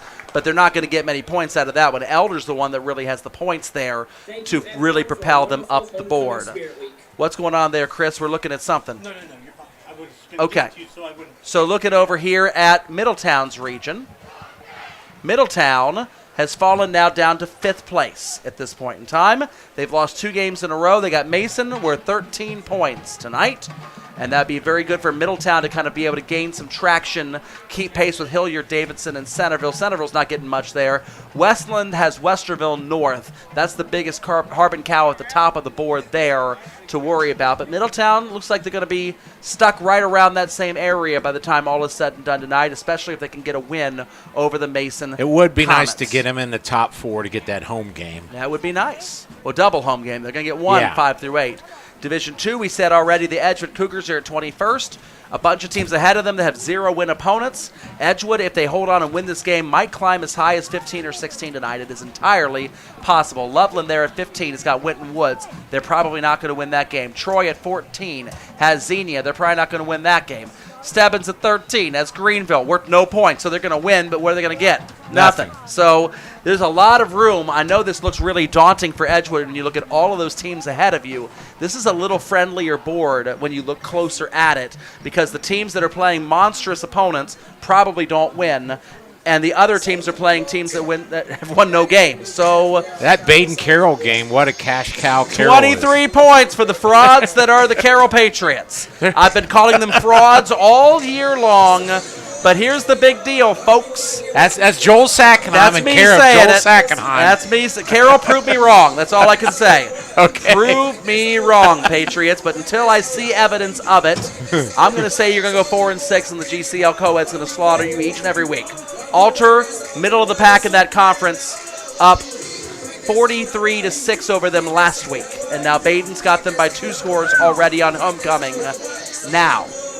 So Baden with some room to go. Now, again, here's the beautiful thing. When Hamilton, when Lakota West play Coleraine, they're getting no points. When Baden plays their doormat, they're getting 23. when Fenwick plays them later on this year in Week 10, they're getting 23 points. That's great when your Dormac can win 4 games against terrible teams out of conference. Monroe there has Eaton and Belbert the next 2 weeks. They can pull off a couple wins there. That'd be amazing. They'd be into double home game territory maybe, but unlikely there. They need to kind of stay the course. They got Ross and Edgewood at the end. One thing that's always easy to remember, the sun always rises and West Carrollton is always on the bottom. West Carrollton always on the bottom. I have to say that. Shout out to my roommate in high school, Jeff Fote. He went to West Carrollton. He played flugelhorn in the band. Good man, Jeff. Division 3.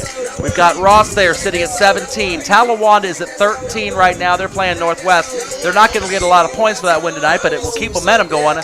They got Harrison and Mount Healthy the next 2 weeks after that. That's going to be a much bigger step up in competition for Talawanda getting into that SWAC schedule there. And obviously Ross keeping an eye on a lot of moving pieces ahead of them and behind them. This board is very volatile tonight. We'll see where Ross shakes out at the end of this thing. Division 4, we are covering the Fenwick Falcons in our coverage area. Fenwick is on the 16 line right now, ever so slightly, barely in the playoff picture. They got CJ tonight, worth 17.5 points. It'll be a big win for Fenwick if they can Baden get it. 28, Carroll 7 at the half. All right, Baden's at 28-7. That's going to continue churning. And again, not a surprising score as we go here. Dad is sending me pictures right now. I can't get that on there, of all of the siblings there with Grandma celebrating her 94th birthday. We'll get to her in a second here. Yes. So, Alter up there also at 14. You know they're tough. They got McNicholas. We're going to find out a lot about them. Dan, you and I both believe McNicholas actually more than Baden even might be the favorite to win the GCL Co-Ed this year. I agree. I'm picturing a format in Week 10, Chris Vogt, if you're listening down below, where everybody is picking Baden to beat McNicholas on a 7-game winning streak, and then it says Joel Sack and Dan Vogt at the bottom with that McNicholas Rockets logo on it. We'll see if that ends up happening or not. I love their offense. Oh, they score a lot of points. Division 5. Madison Mohawks are in 10th place right now, surrounded very, very tightly with Indian Lake above them and Miami East from Castown just below them. Miami East has 0 points for Troy Christian tonight. Indian Lake has 0 points for Benjamin Logan tonight. Madison, you can pop up a little bit. Problem is, you got Valley View, and the Spartans are tough. They're worth 19 points if you can knock them off. And they got Waynesville next week with 21 points. The sky's the limit for Madison. The schedule's up there for them. If you want to be in the top 4, it's right there. But you got to win. That's the hard thing, is you got to win. Meadowdale gave Madison 5.5 second-level points on Thursday night already. That's why you see them shaded in yellow from Week 4 there. That's good news for the Mohawks. Looking at the Division 7 board here, New Miami is in 12th place right now. They're playing Lockland tonight. Lockland is worth 0 points. And the same thing goes ahead of you, New Miami. You want to climb up this board. The next 2 weeks, you got Cincinnati Country Day and the Titans of St. Bernard Elmwood Place. Both of those Division 6 schools on the top portion of that region. If New Miami wants to climb and host a playoff game at Merrifield, it's going to take at least one, if not both, wins in those next 2 games. Lockland's going to give them precious little tonight as they try to climb up. Tri-Village above them has Arcana. Have to keep an eye on that score because Tri-Village could speed up a little bit up that board there with Arcana. Look at the top of that board. You'll see Marion Local at number 1, Minster at number 2, New Bremen at number 5. All 3 of those schools from the Midwestern Athletic Conference. Such a tough conference, Dan. I mean, could Marion Local play Division I schools and beat them? I would love to see it. Wouldn't it? I mean, they can't be beat right now. They played Franklin in Week 2, who's a Division III school, and absolutely pasted them. And Franklin is a 3-3 team. They are about the middle of the pack in Division III Region 12, Ross's region. Marion Local is just flipping fun. I think they've won 54 straight games or something crazy like that. Oh, I know. Well, and you look at it, too. The Midwestern Athletic Conference, Marion Local's there, number 1 in Division 7. If you look at Division 6 real quickly, you'll see Coldwater up there at number 1. They're in the same conference. They play Marion Local Week 10. Wow. They both might have the number 1 seed clinched at that point in time. And if you look at Division 5, you'll see Versailles from that conference, and they are third right now after losing their first game to Marion Local. But they'll have Anna, Minster, and Coldwater the next 3 weeks. That is an absolute murderer's row. That's playoffs right there. They're in the playoffs 3 weeks early. Oh, my gosh. I mean, Chris Vogt, you remember when New Bremen came down to Merrifield a few years ago? Oh, yeah. And we talked about the possibilities of what that might mean for New Miami, who was undefeated, the number 1 seed, but New Bremen had played that Midwest Athletic Conference schedule.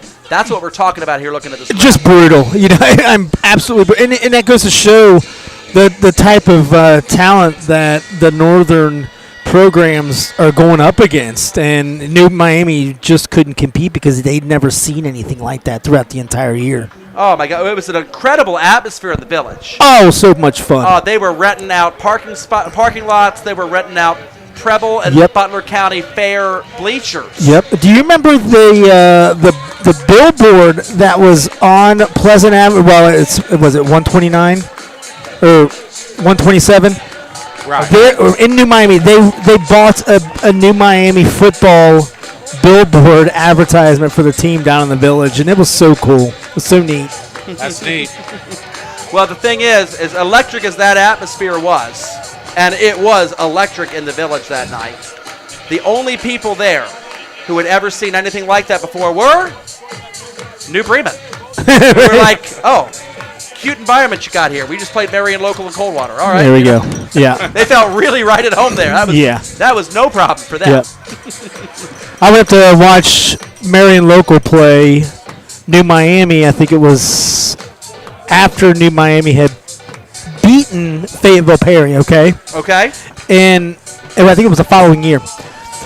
And Marion Local they shut down the entire area. Like, okay, if you're a farmer up there, you're putting the tractor away, and then you end up going to watch a game. If you go to school at New Bremen, Marion Local, you are going to go to the game. If you are a student there, you are going to be in the band. If you're a student there, you're going to be playing in the game. So everything revolved around what was going on Friday night up at Marion Local. It was really impressive, and they have a really good team, by the way. Tom Goodwin is the head coach, and I think he's the principal of the school as well. Well, he knows what to do. Oh, my gosh. He's been there years and years and years. One of the longest-running winning streaks in the state of Ohio, maybe even the nation. It's, 54-plus. There we go. As they play tonight. Ball's on the tee, and the Ross Rams, they've weathered the early storm. They got a touchdown in right before the halftime gun, and now they're getting the ball to start the second half, as this is a deeper kickoff. Going to be fielded, it looks like, by Mason Smith. He's going to pop in and out of traffic and bust it loose. Across the 30-yard line, finally goes down across the 35. A nice little momentum gainer. Yes. Good start there. That was Caden Sparks. Parker Jackson, it looks like 25 actually was the one returning that for Ross. Yeah, and Caden Sparks on a tackle. Great field position to start for Ross with their methodical running game. Oh, they moved it back to the 35. Maybe his knee was down. Or maybe they just don't want to spot it on an odd yard line there, Dan. Just put it on the big stripe. Guys, if Ross didn't have the momentum towards the end of the first half, then right now that's going to continue to keep it going. I would think you're right. Boy, they're crowded and tight. We're going to see some 1st and 10, some power running here. Severance. Boom. Keeps it at the last second. Does not hand it to Kunkel. Wrapped up and tackled by one of the middle linebackers there, Edgewood. Let's see who gets up from that play. Make sure we give proper respect. That's number 15 making the tackle there, Ryan Weber for the Cougars. Great play to start, 5 yards. Second and 4 for the Rams. Yeah, actually 6. Yeah. 2nd down and 4 for Ross, and that was a very last-second decision there by Emery Severance. Very last second.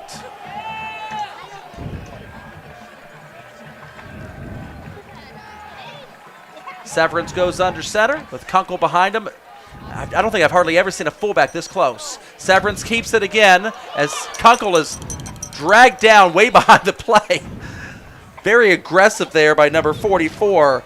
That was Julian Apking. He really thought Kunkel had that ball, and he kind of threw him on the play. He did. Severance fools him and keeps it and is able to punch 3 yards out of it. It's going to be a 3rd down and 1 now. How about a good old quarterback sneak, Joel? No tush push, none of that stuff. Just old school, put him right behind the center. Look at that. He's right behind the center. Yeah, I'm looking at this formation. Now he's okay. I've seen some fullbacks before, but this is so tight. Severance, there you go. That's everything you wanted there, Dan. And more. You got 2 yards instead of 1. First down. Best playing football when you need short yards. Oh, my goodness. Especially when you got a good center. Hey, Chris Vogt, I got a halftime score for you from one of these teams that's just barely ahead of Edgewood. Trotwood Madison. Remember, they're playing a 0-win team today. Ponitz Tech. Remember Ponitz Tech, the really tough team that Carroll scheduled earlier this year? Yeah. Halftime score, Trotwood 44, Ponitz 0. Jeez. There we go. Running clock. Trotwood Madison started this year off 0-5, by the way. They're up 44-0. First and 10 for the Ross Rams. Severance, under center. Gives it to Kunkel this time. Nice hard run. Kunkel brought down by Roman Smith. Smith's balling out tonight. I'll tell you, you can just feel the momentum, can't you, Joel? I mean, Ross is just, they're in it, man. They're digging deep. They are imposing their will on Edgewood right now. Edgewood can't stop them. Well, this is the great deferring strategy of kicking off to start the game. You get it in the second half. You got the chance to get a score right before halftime and then come right back and get the score again. Yeah, they got a double. Yeah. Double them up, and this is what Ross is trying to do here to get right back into this game. Severance going to run this out of the shotgun. A change in formation, but not a change in strategy. And a 3-yard gain. So it's going to be a third and short and 3. Again. Yeah, 3rd and 3. Set up perfectly for 2 consecutive runs to get that first down. Keep that clock going. Sometimes, as you've said, Joel, the best defense is a good offense. Hey, if you have the ball, the other team can't score as long as you don't throw a pick six. That's right. 3rd and 3 for your Rams. 3rd down and 3, right there on the horn of the logo. Tight formation here. Severance going to keep this and use Kunkel as a lead blocker. Nice effort. Second effort slips him for a first down. Edgewood had him stopped short. Yes. But the second effort for Severance was able to get it through for the required yardage. Yeah, you can see Carter Smith there, the senior defensive lineman. He was just angry because he said, I had him, and he busted away from me. It was nice there, intensity. And then it wasn't. That's right. Carter Smith was right there. He's lined up right there with his hands in the dirt. Shotgun formation for Severance with Kunkel back in the backfield with him. Going to use Kunkel as the roll lead out. blocker and going to try to scramble to the outside. Wrapped up in the backfield. That's big old number 44, Julian Apking. Or you got 45 there. 45 also back there. 45. Quinn Parks on the play for Edgewood. Parks having a nice night. Apking having a nice night. That whole Edgewood defense. A lot of tackles coming from that linebacking core. That's what you call a drop hip tackle. We've heard about the controversy Oh, yes. with that. Yeah. We can talk about that later. I think those are illegal in the NFL, but I don't think they've I don't think I've ever seen one called. There's never been one called. It's kind of like that when they changed the pass interference rule after the New Orleans Saints Yeah, debacle. it's reviewable, but not really. Yes. Severance going to try to throw. Looking over the shoulder and a miscommunication. Yeah, the with his receiver wide did not receiver. see it. He just didn't know it was even coming. Looks like that would be number 3, Mason Smith, the intended receiver there. He was looking over the inside shoulder, and the ball fell over the outside shoulder. Wow, this is big now for Edgewood. 3rd and 13, Edgewood. I don't see. I guess Ross is definitely going to have to pass here. Well, they could punt this ball and try to pin Edgewood deep if they don't get enough yardage here. It's all going to dictate on how much yards they get on 3rd down. Tight formation. Severance going to throw. Looking long. Throwing deep. Chucking deep. Underthrown deep ball. No pass interference called, but there is a flag back by the quarterback. This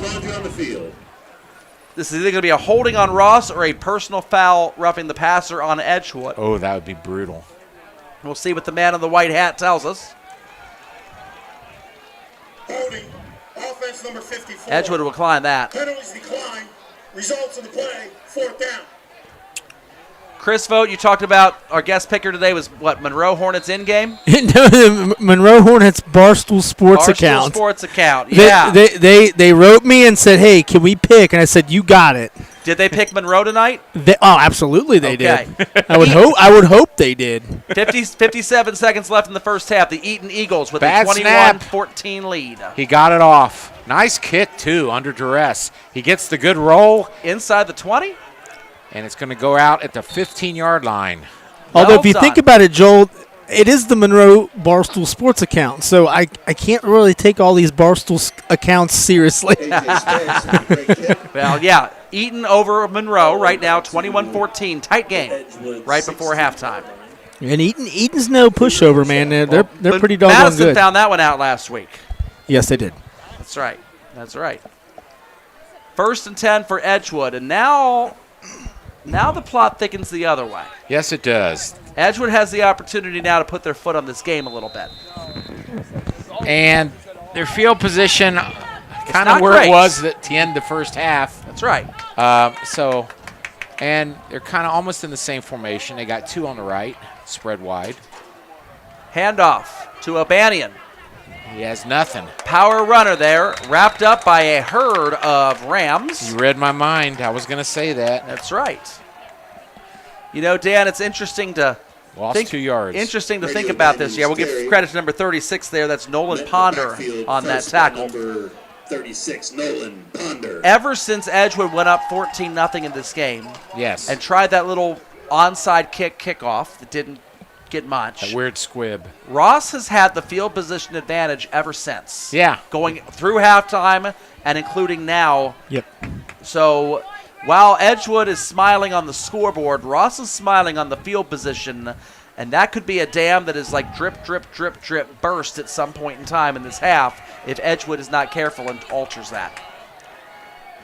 I think the only way Edgewood is going to be able to really drive the ball is to throw it. I just don't see him trying to run it. Here's a Reed pass. Love whips that cannon out there. Whoa. Low ball for Jordan Kreider, just a bit outside. Thank you. My condolences to Bob Euchre on his Milwaukee Brewers. And giving up the 4-run ninth inning to lose the winner-take-all game to the Mets last night. That was wild. I'm sure Euchre was on the That call was on wild. WTMJ, and poor Mr. Euchre is, I think, 91 years old. He's going to have to go into the season when he's 92. Is still hoping to see a championship. October for the baseball, Brewers. Joel. How about those Tigers? Gotta love it. How about those Detroit Tigers? Beating up those cheating Astros. Taking them behind the trash can. They had to go to the American League just to be good. That's it. 3rd and 12. Of course, everybody's in the American League now. Yeah. 3rd down and 12 for Edgewood. Man in motion. High snap. Yeah. Breedlove's going to keep it. There's nothing there. Boy, you just kind of feel like Ross is just dominating the game, even though the score doesn't indicate that. You can really feel just the total momentum shift. Ross, the fans are just kind of waiting. They're waiting to. And it's 4th down. It's 4th down. They're gonna definitely get the ball unless the punter blasts it. You're gonna see Ross at the Edgewood 40-yard line. It's a homecoming crowd here, and they're just waiting to go nuts. See if they can get a good punt off. High snap. Almost a block, but not quite. Peter is called, and how's this for field position, Ross? You're 30 yards away, guys. Wow. Ross Rams with some momentum. And that rush punt by the Cougars with the 5:40 remaining in the third quarter of play. Take over on the 30-yard line. Out-of-town scoreboard, we talked about Hamilton High School and Elder. Watch out behind you. In the first quarter, Moeller has a 14-0 lead over Elder. That's a good score for Hamilton, not a bad score. I don't think you're going to catch Moeller at the top, but you might be able to keep Elder from catching you as well. It's a good look at Coach Commons there. Good photography there, Chris Vogt. I'd love a trickeration here, a little play action, a little pass, but I you'll think it's see going to a be run. blunt object. That's Oh, all it's- this is going to be. it's just gonna be- severance up the middle. There's going to be no trickiness with this at all, Dan. I know that, but I'm saying it would have worked. I'm a big believer in Yeah. tricking the other team. It does work. But this is old school. I got a feeling knowing Commons, and Chris, Yeah. back me up on this or tell me I'm crazy. He's been waiting all game to see this field position completely flip like it has now. Now it's Absolutely. going to be batter this thing into the wall. Yep. I don't think you'd be surprised to see a pass. Severance keeps it. 1st down. A first down for the Ross Rams. They are now in the red zone. Emory Severance on the Sponsored carry. by a sponsor to be named later. That's good for another. You want to advertise on the Report Ohio? First down. Contact Chris Vogt. It's a Butler County High School sports report. First down. First and 10. It's a lot to say. There's a lot to say. We Handoff, no got rid of pitch. the. We throw that out there. We got rid of the Butler County, didn't we, Chris? We got rid of it because I'm going up to Toledo tomorrow Oh, to my cover gosh. Miami and Toledo. The Glass Bowl? Yep, going to the Glass Bowl, baby. Got How the nice is credentials that? approved this morning. Sweet. Carry by Mason Smith gets that It'll pitch, be by the second way, and as 7 for a the triple Rams. option, and Severance reads that thing out to the wide back. 2nd and 7 now for Ross. What odds do you give Miami in that game, Chris? Ooh, Tough matchup, isn't it? I think Toledo was favored. If you ask me, I've been covering the team. I'm going to give my own odds. Severance going to keep this thing as Chris does the mathematical calculation and takes his shoes off there to add it all up. Yeah. Well, I wanted you to call the play. I didn't want to be that guy that just kept talking. I think you're looking at 6.5, maybe 7. I'd say touchdown Toledo, but that's just me. 3rd down and 2. While you're up there, you got to find out why it's always Holy Toledo. That's right. Oh, this is They not going to stopped work. him. A Yes. wrap up by Parks in the backfield, and Quinn Parks getting helmet slaps from all of his buddies. That could be a devastating play, guys, because it's not 4th and 1 or 4th and 2 like you thought if they stopped him. It's 4th and 5. Yeah, I'm watching on the sidelines here, Ross, to see if they're going to have any possibility for a field goal here. Yeah, do you have any inkling that maybe you kick this thing? I Cut would it to- kick. cut it to I 4? would kick it.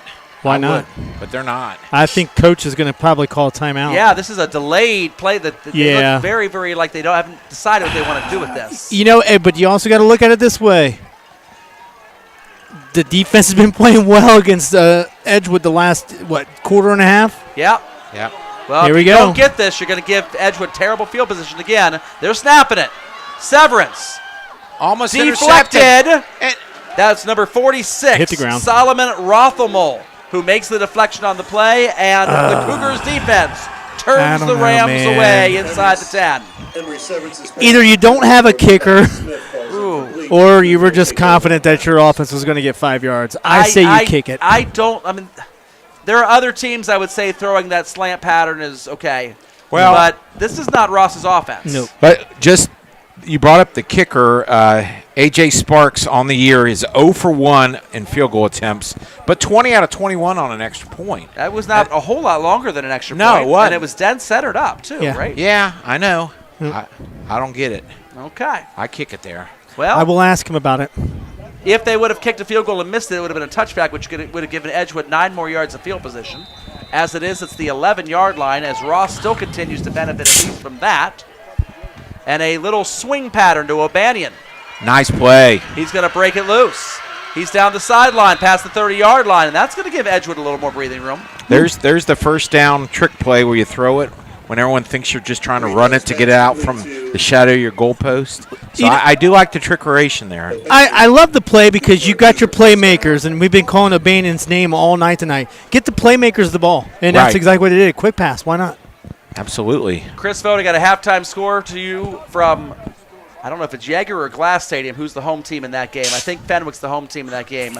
Chaminade Julian, 21. Fenwick, 7 at the All right. half. Okay.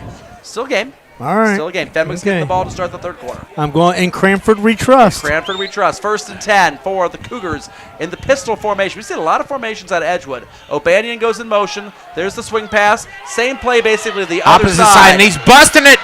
Get him the ball. Across midfield goes Brody O'Banion. And that swing pass has been there 2 straight plays. And Hey, Edgewood Chris, thinks they got how something going. swing pass to the left on this play. Yeah, why Just not? go back and Why forth not? till they stop Why it. not? Well, I'll tell you who would agree with that strategy. That's Nick Yorty. Eh, I've okay. seen Baden do that a few times with Aiden Brown and Yeah. several people like Braden Moore over the years. Joel, didn't you say that Lakota East did it the first 6 plays of the game? They had like 8 screen passes to Right. begin the game, but they were they were not swing passes. Okay. They were well, they still screen ran the same passes. play. How about that? Yeah, but they were.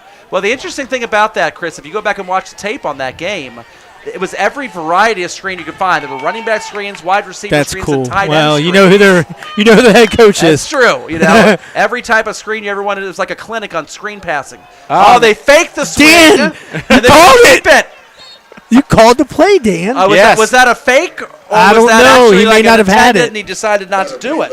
I'm impressed, Dan. Breedlove. Thanks. it. Well, I do think they were going to throw it wide, but I think the quarterback saw Yep. the I pay think dirt in Ross front of knew him it and was he coming ran. too. Yep. Yeah. Well, they're listening to our broadcast. Oh yeah. It's on a 5-second delay, so that's.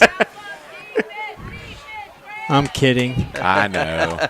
We're down to already a minute to 30 in the third quarter. This has been a fast-moving quarter. If they're counting on us to make their play calls, then they're. Oh my goodness. Ooh, Yikes. yikes. Now, if you did 1991 Super Tecmo Bowl, Absolutely. they count on you for Yeah. that. Oh man. yeah. Oh yeah. We're in Mark Rippon and a fun bunch. Hail to the Redskins. sir. Yes. Yes. Forever. Handoff to O'Banion. He's wrapped up. He's going to still fall forward and gain a yard out of it. Lost it. He lost the ball. ball, The referees are not throwing a beanbag. and they're not stopping the clock. They're putting their hands up like it's third down. I don't think anybody in stripes saw a ball pop out there. And You may have, Chris, but I don't think they did. Yeah. okay, so He recovered it. no fumble. Okay, recovered. Clock is now stopped at a minute, and now they're asking to wind the clock. It's third down. And now it's going to wind. Okay. Okay. Here you go, Chris. Vote. The Carroll Patriots being frauds. Baden Rams in the first half had a 4th and 8. We're going to punt. 28-7. The Baden Rams had a 4th and 8. They were going to punt, and Carroll jumped off sides 2 times in a row to give him a first down. Jeez, oh, Pete. There you go. 23 points, Baden, for winning Yeah, that game there tonight. it is. 3rd and 2 for Edgewood. Big play here for Ross. This should be the last play of the third quarter if he's tackled in bounds. I had to pick up the camera there, guys. Breedlove. Straight up the middle. First down. First down. The clock will pause for the spotting of the ball, the setting of the chains. It's then going to run, and I doubt Edgewood's going to have any reason they want to snap this ball. Tackled by number 10, Zach Otto. Take it to the 4th, baby. That's it. Take it to the 4th. First down. Clock runs. I think that's what we're going to do. Edgewood in absolutely no hurry. As we're down below 10 seconds left to go in the quarter, and both teams are going to take a little lap off the field. All right, we got one more birthday shout-out to give here in between the third and fourth quarter. Yes, thank you, Beatles. Indeed. A happy birthday to my grandmother, my last of the 4 that are still on this side of the grave. And my aunt. There's Grandma Rosemary. That's her normal pose, folks. She does not like getting her picture taken at all. That was the best picture we could. Well, actually, we tried to get a couple more pictures, and we ended up Age getting 94? age 94 on Sunday. We got that picture then. I like that one You better. like that one a lot? Yes. And eventually, if you want to get a really good picture of Grandma, you actually got to kind of hold her down while your sister takes the picture, and there you go. All right. That's actually Grandma Rosemary right there. A great picture of Grandma. We call her Badass Grandma. And the reason we call her Badass Grandma, she really likes dark sunglasses. Okay. She went out to like a local Walgreens, only spent $1 or something like that on a pair of sunglasses. Really, really dark one. Tried them on, liked how dark they were. Never noticed that they were biker flames down the side of them. We see Grandma coming in driving her car with biker flames down the side of her glasses. She had no idea they were there. We're like, Grandma, you're such a badass. She's like, oh, don't talk like that. Now it's great. Bad words, She's yeah. 94 and she's driving her car, huh? She's 94 years old on Sunday. She went under hospice care last year, July 20th. She had some atrial fibrillation. And she has outlived hospice. They There- would keep coming. They would come twice a week to her house for home care. They just love her. They want to visit. She would apologize that she hadn't died yet and then offer to make them hamburgers. Which, if anybody's ever had a Grandma Sackenheim hamburger, they are the best hamburgers. I don't care what Fuddruckers says. They're awesome. Chris, slide that camera just a little bit over there. We got only the defense on the screen. There we go. And a handoff up the middle. Not a lot of room there for O'Banion on a first down, but Edgewood's not too worried about that. Their main goal here is getting to field goal range, bleed some clock, and put the pressure on Ross to have to do something in a hurry. Now, if you're wondering about Edgewood's kicker, he's 1 for 1 on the year, a 34-yard field goal, and 6 out of 7 on extra points, and I believe tonight he's 2 for 2. So He can kick one from 34. He's only tried one, and he's made it. So right now they're at the 36, so that'd be 53 yards. They're not anywhere near that yet. They need 20 yards to be in field goal range. Second down and long for Edgewood, and you know they're not shy about throwing the ball deep for a jump ball if they need to. No, not at all. Quarterback Breedlove going to try to look long. Exactly the throw we're talking about. Over the shoulder. He's got it. Caught. There is a flag, though, Joel, right at the 42-yard line. Roman Smith hauls that ball down, and the difference in this game has been Edgewood's wide receivers being able to track the long ball. We'll see what we have with the laundry here. Offsides. Well, if it's offsides in high school football, I think that deadens the play. I don't think you get the free play Aaron Rodgers thing in high school football like you would in college or the NFL. So let's see what we have. I was just reading her body language. We have illegal formation. Oh, my goodness. Oh, boy. Oh, didn't have 7 men on the line of scrimmage. Oh, boy. That is brutal. Well, he threw it right in front of us by the sideline, so maybe the wide out on the right wasn't all the way up to the line of scrimmage. You have to have 7 men on the line of scrimmage. A critical mistake. I got to say this, Chris Vogt, if you're watching this down below, Carter Breedlove's got a live arm. Yeah, I like it. The ball's got some exit velocity leaving his hand. It pretty spiral, too. And I tell you what, he hasn't had too many balls that have come off his hand wrong. Yeah. There's a little more pace behind that Yes. that you don't normally see from a high school quarterback. Well, Ross is catching their breath after that lucky scenario, so let's see if they can hold him here and get that ball I wouldn't be back. surprised if Edgewood tries to do the same thing. They got one-on-one coverage out there. Now they got a safety over the top. They're going to chuck it long the other side. Intercepted! Yeah, you ran out of luck there. Good try there. The safety over the top comes in and makes the play. There's a post possession flag there, probably unsportsmanlike.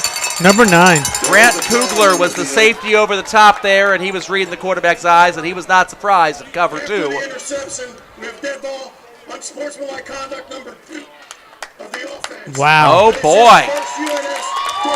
So not only will Ross get the ball, they're going to get That's pretty gonna help decent Ross. field position. Yeah. Well, yeah, the deep throw, the one thing that Edgewood has been able to accomplish on that was the fact that they basically flipped the field position. Right. But now it would work like a punt, giving Ross the ball inside their own 20. Ross is not going to have amazing field position, but it's going to be a lot better than they would have had. That was got probably his 10.5. ugliest throw of the night. He was pressured. The ball came out kind of. He slung it sidearm to look like, and it. Well, here's the other thing fluttered. too, Dan. And Yeah. Ross's defense has been really keen on stopping the I'll run try it. and leaving receivers on islands one-on-one. Right. They clearly made the effort to have a double high safety look on defense there, and with the length of time that ball had to float in the air on that streak route. Right. It gave both. They had double streak routes going each side of the field there, and both safeties had time to work their way over to the sidelines to make potential plays on that. All right. Ross read that one. 1st and 10 for the Rams at their own 28-yard line. Severance going to keep it. Try to tuck it up the field. He's going to get about 3 yards and a cloud of field turf. Boy, what a difference it made Ross not converting any points on that last drive. I mean, it's 14-7. Field goal would have been nice. 14-10, they could be driving to win the game now. Yep. So I've noticed this woulda, even. shoulda, woulda. I've noticed this even playing Madden, Dan. When people are down 7, they don't love field goals to cut it within 4. But sometimes you're thinking that's actually the game-winning field goal. Let's get it now, and then we'll get the touchdown later. Right, and I do think It's a patient in philosophy. general football, there's so much 4th down. Everyone's wanting to go for 4th down. It's almost to a fault. As Kunkel takes that for a first down. Keep going, Dan. Well, that's okay. I'm just saying maybe Riverboat Ron on the Panthers started it. Maybe Dan Campbell of the Lions. Belichick was doing it. Belichick was doing it. Yeah, he was.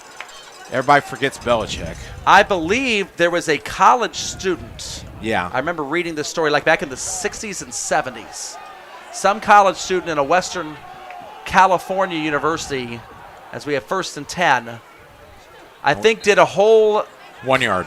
college and net level analysis and statistical analysis of the benefits of going for 4th downs. Because nobody back in the 60s and 70s would ever do anything other than kick it on 4th down. And I Sure. think he handed it to John Madden.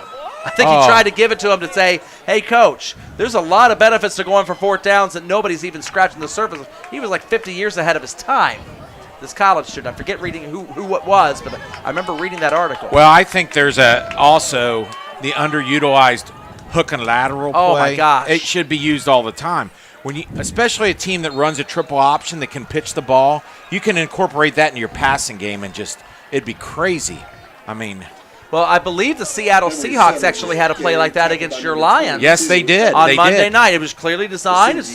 The week before, the Lions did one against the Cardinals. We Got a look at both of touchdown. these high school offenses. And Yeah. Emory Severance has got all of these double reads, whether he hands it to Kunkel or keeps it. Sometimes he's got a triple option with a pitch. Edgewood's had a couple Third down, of RPOs. this is big here. Yes, 3rd and 7 here.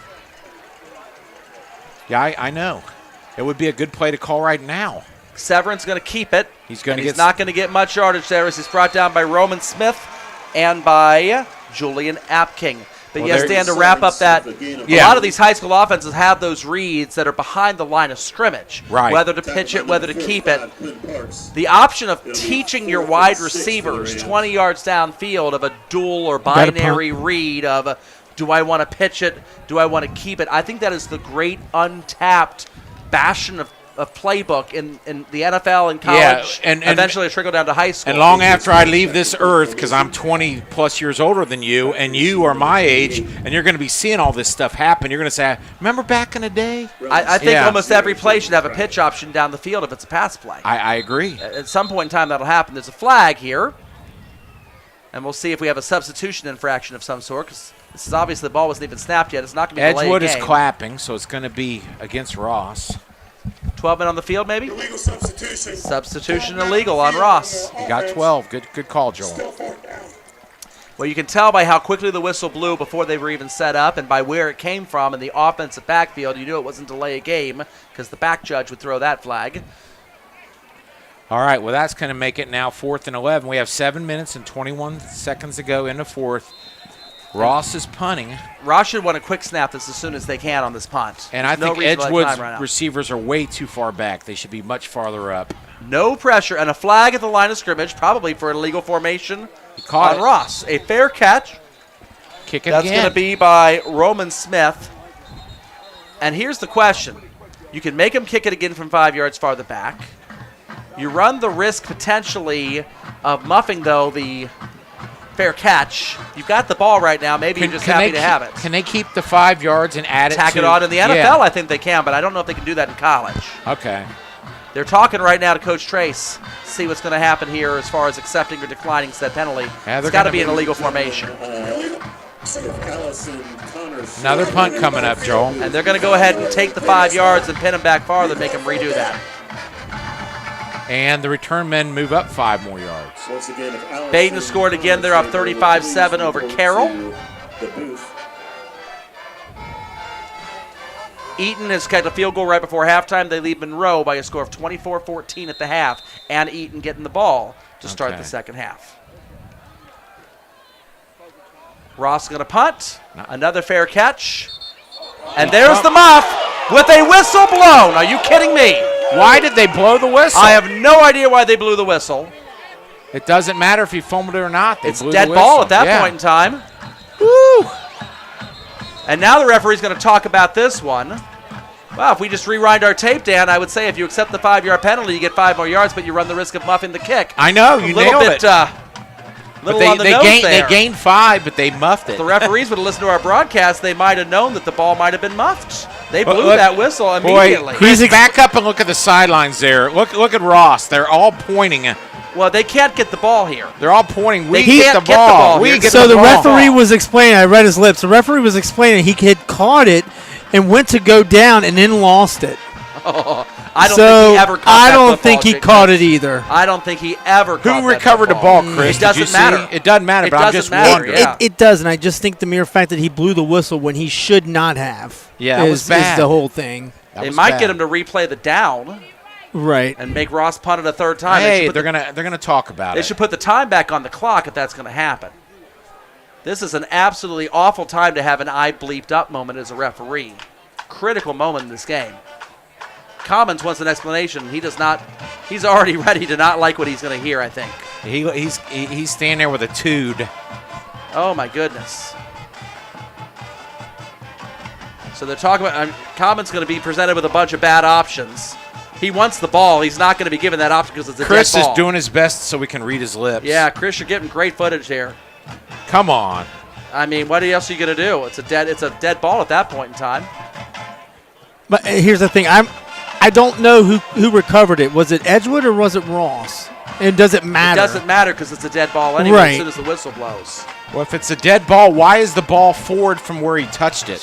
They should back it up to the 34. Let's see if the referees will get on the microphone and give us an explanation.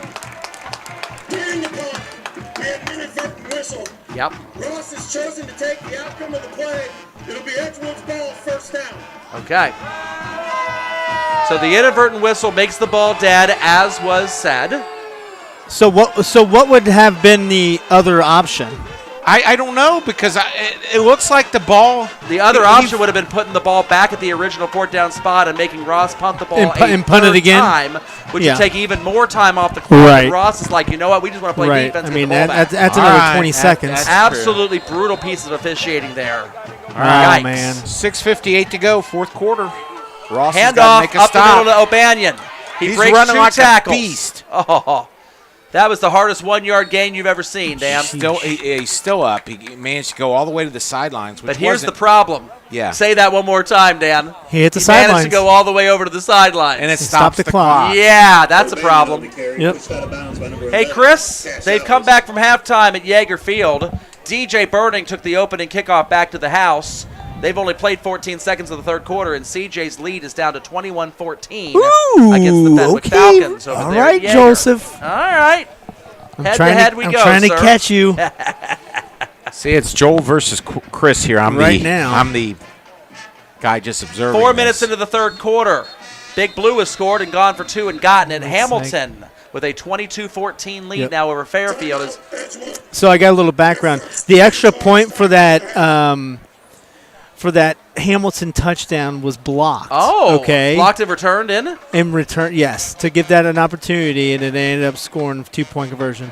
Wow. That's unfortunate to block the extra point and end up giving up more points than if you just would have let it go Right, right. through. Really unfortunate. That's bad luck for Fairfield. And if I'm not mistaken as well, Coleraine is beating Lakota East. Whoa! Yep. You got a score there?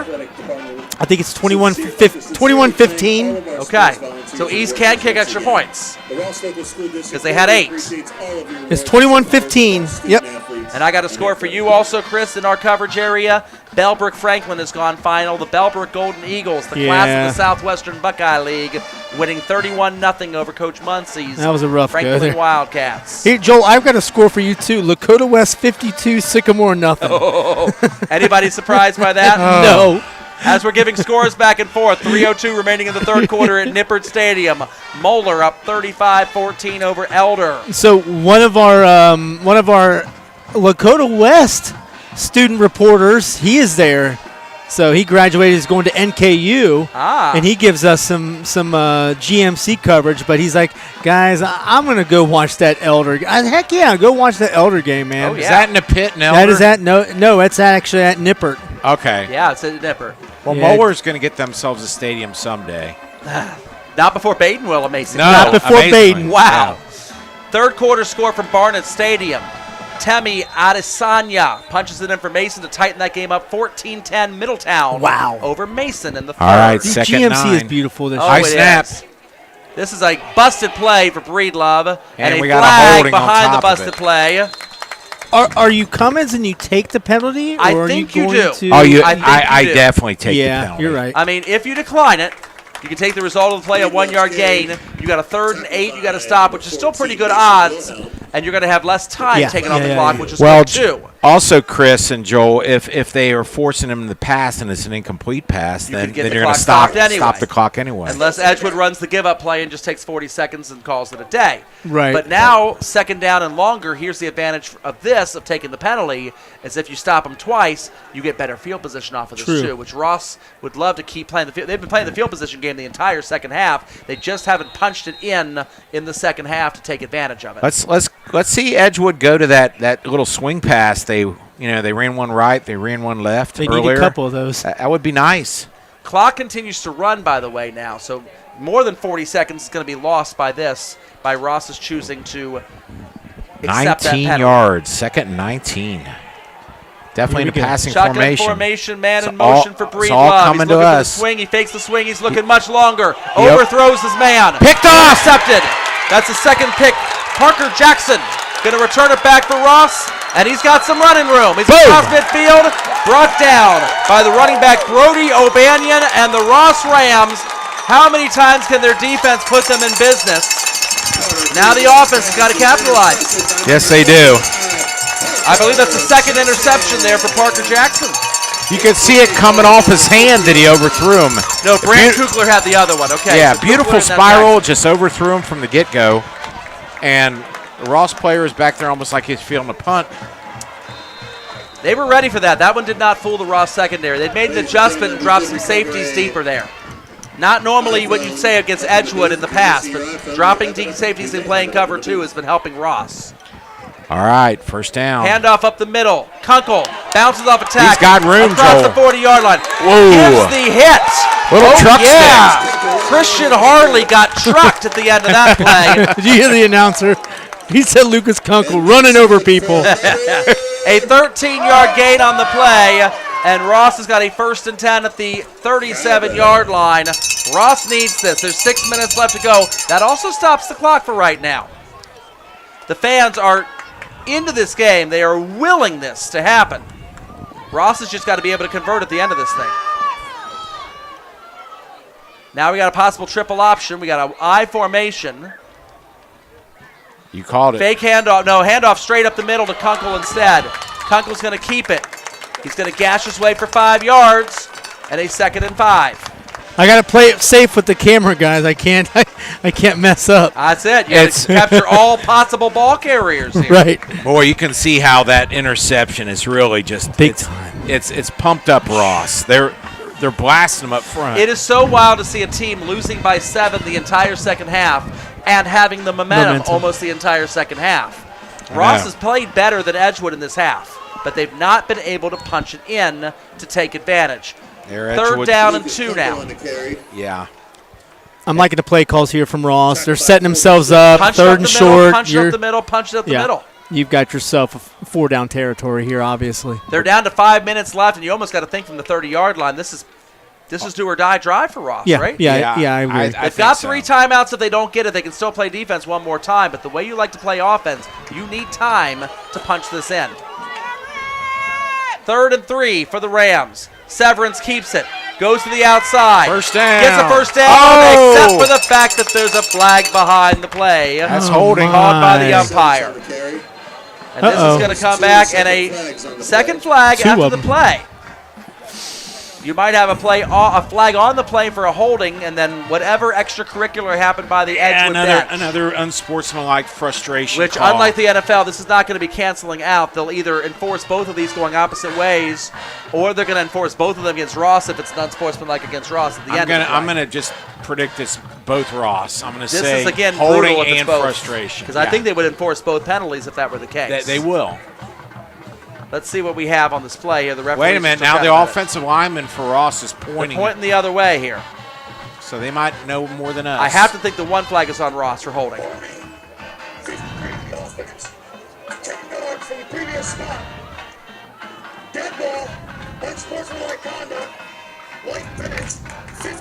Personal fouls on Edgewood. So they're going to march 10 off for the hold. Then they're going to march 15 off against Edgewood. That means it's a net first down. Well, let's see. If the holding penalty is from the spot of the Oh, hold it's a spot. and not the line of scrimmage, it's going to be a net basically right back to the line, maybe. It'll be a 40 down to the... It will result in a first down. Down man. to the 25. Well See done. if he puts it on the 25. Well, if they do that, then they're marking the hold off from the line of scrimmage. 25. And that's what it is. There you go. Very nice, Dan Vogt. That's okay. I don't know the rules of high school nearly as well as pro, but it just made so much sense to do It's that. time for You Make the Call with Dan Vogt. Alcoa presents. That's it. That's fantastic finishes, or you make the call. Severance keeps it. is upended, tackled by the shoestring there. Boy, the By crowd. number, it looks like, is that 20 or 28? The crowd is 20. just deathly quiet here, folks. They just Miller want- fall makes Severance fall there, but 2nd and 5. Yeah, you can tell this crowd is waiting to rise. It's 4 minutes and 23 seconds with a running clock here. 2nd down and 5 for the Rams. Man in motion. Handoff, Kunkel up the middle. Tries to bust it loose, but is unable to get more than a yard or two. And it's again going to be 3rd and short as the clock is going to dwindle under 4 minutes remaining. Seems like the entire second half it's been 3rd and 3 for Uh-huh. Ross. Uh-huh. And then or 4th and 2 or 4th and 3. We haven't seen any explosive plays at all for Ross the entire game, except interception returns. 3rd down, Severance going to try a quarterback sneak from 3 yards out. And they Look got at nothing. this stalemate. And finally they blow the whistle. They look like the American Gladiators. That's amazing. They're not going to have a first down, but they're going to be pretty darn close, and they might do the exact same thing all over again. Oh, yeah. I love what is it, 4th and 1? 4th and 1.5? 4th and 2 for the They're at the calling it 17-yard line. We're down. It's going to be 3 minutes on the clock by the time they snap this ball. This is the drive for Ross. Boy, They you need can hear, this. yeah, Edgewood's crowd is just rising up here. Now Ross is saying, here we go, this is it.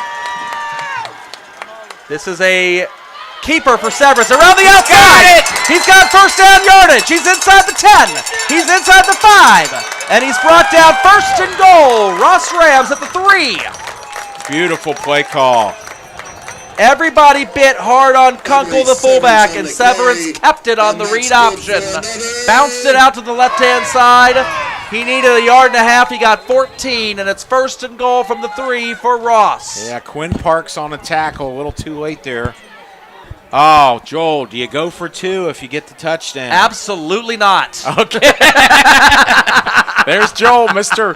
Gunslinger. He likes to go for 2. I like it in many circumstances, but not in a 14-7 game where you've had all the momentum in the second half. Okay. I like the way this is going for Ross right now. 2.5 left. Same play. Severance keeps it around the And left. He is tackled at the 1-yard line. Touchdown! Again. Got over. Emery Severance punches it in. And All now we'll important see what extra Coach point. Commons wants to do. Oh, I think they got Decision time. the kickers right out there. No decision at all. This is easy. Yeah, they're kicking it. A fake extra point would be really amazing. Oh, that would be amazing, yes. As the Ross band plays the On Wisconsin themed fight song. On Wisconsin, Ross Rams. Here we go. Big kick. Kick is up. Drilled it. Nailed it. And we are tied at 14 all with 2:13 left to go. We got a brand new ball game here, folks. Don't go away. We got a good one. Oh, my goodness. We have had some routes, but this is a good one, Joel. Yes, indeed. Yes, indeed. Now, Edgewood, how aggressive you play this? I say you play to win. You do what you do best. Mix it up, short passes, run.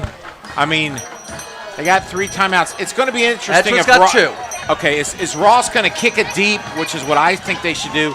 None of this squib stuff. You don't want Edgewood to start the ball with the ball at like the 35 or 40-yard line. You got to kick it deep and trust your team to make the play. Well, here's the other question as well. Or can they kick it deep? How good of a kickoff return might Edgewood be able to squeeze out of Jordan Kreider or Roman Smith? The opening kickoff was a pretty decent return and nearly busted it loose. Okay, let's see. So the way they're set up, they're on the right hash, so that favors Roman down there. Ball falls off the tee. They're playing AC/DC. Little thunder. This is awesome. What a game. What a homecoming night at Robinson Field. It's great rocking. atmosphere. Edgewood came out, got 14-0 before Ross could blink, and Ross has been basically He going kicks it deep. I pressure like in it. time. All right. Fielded.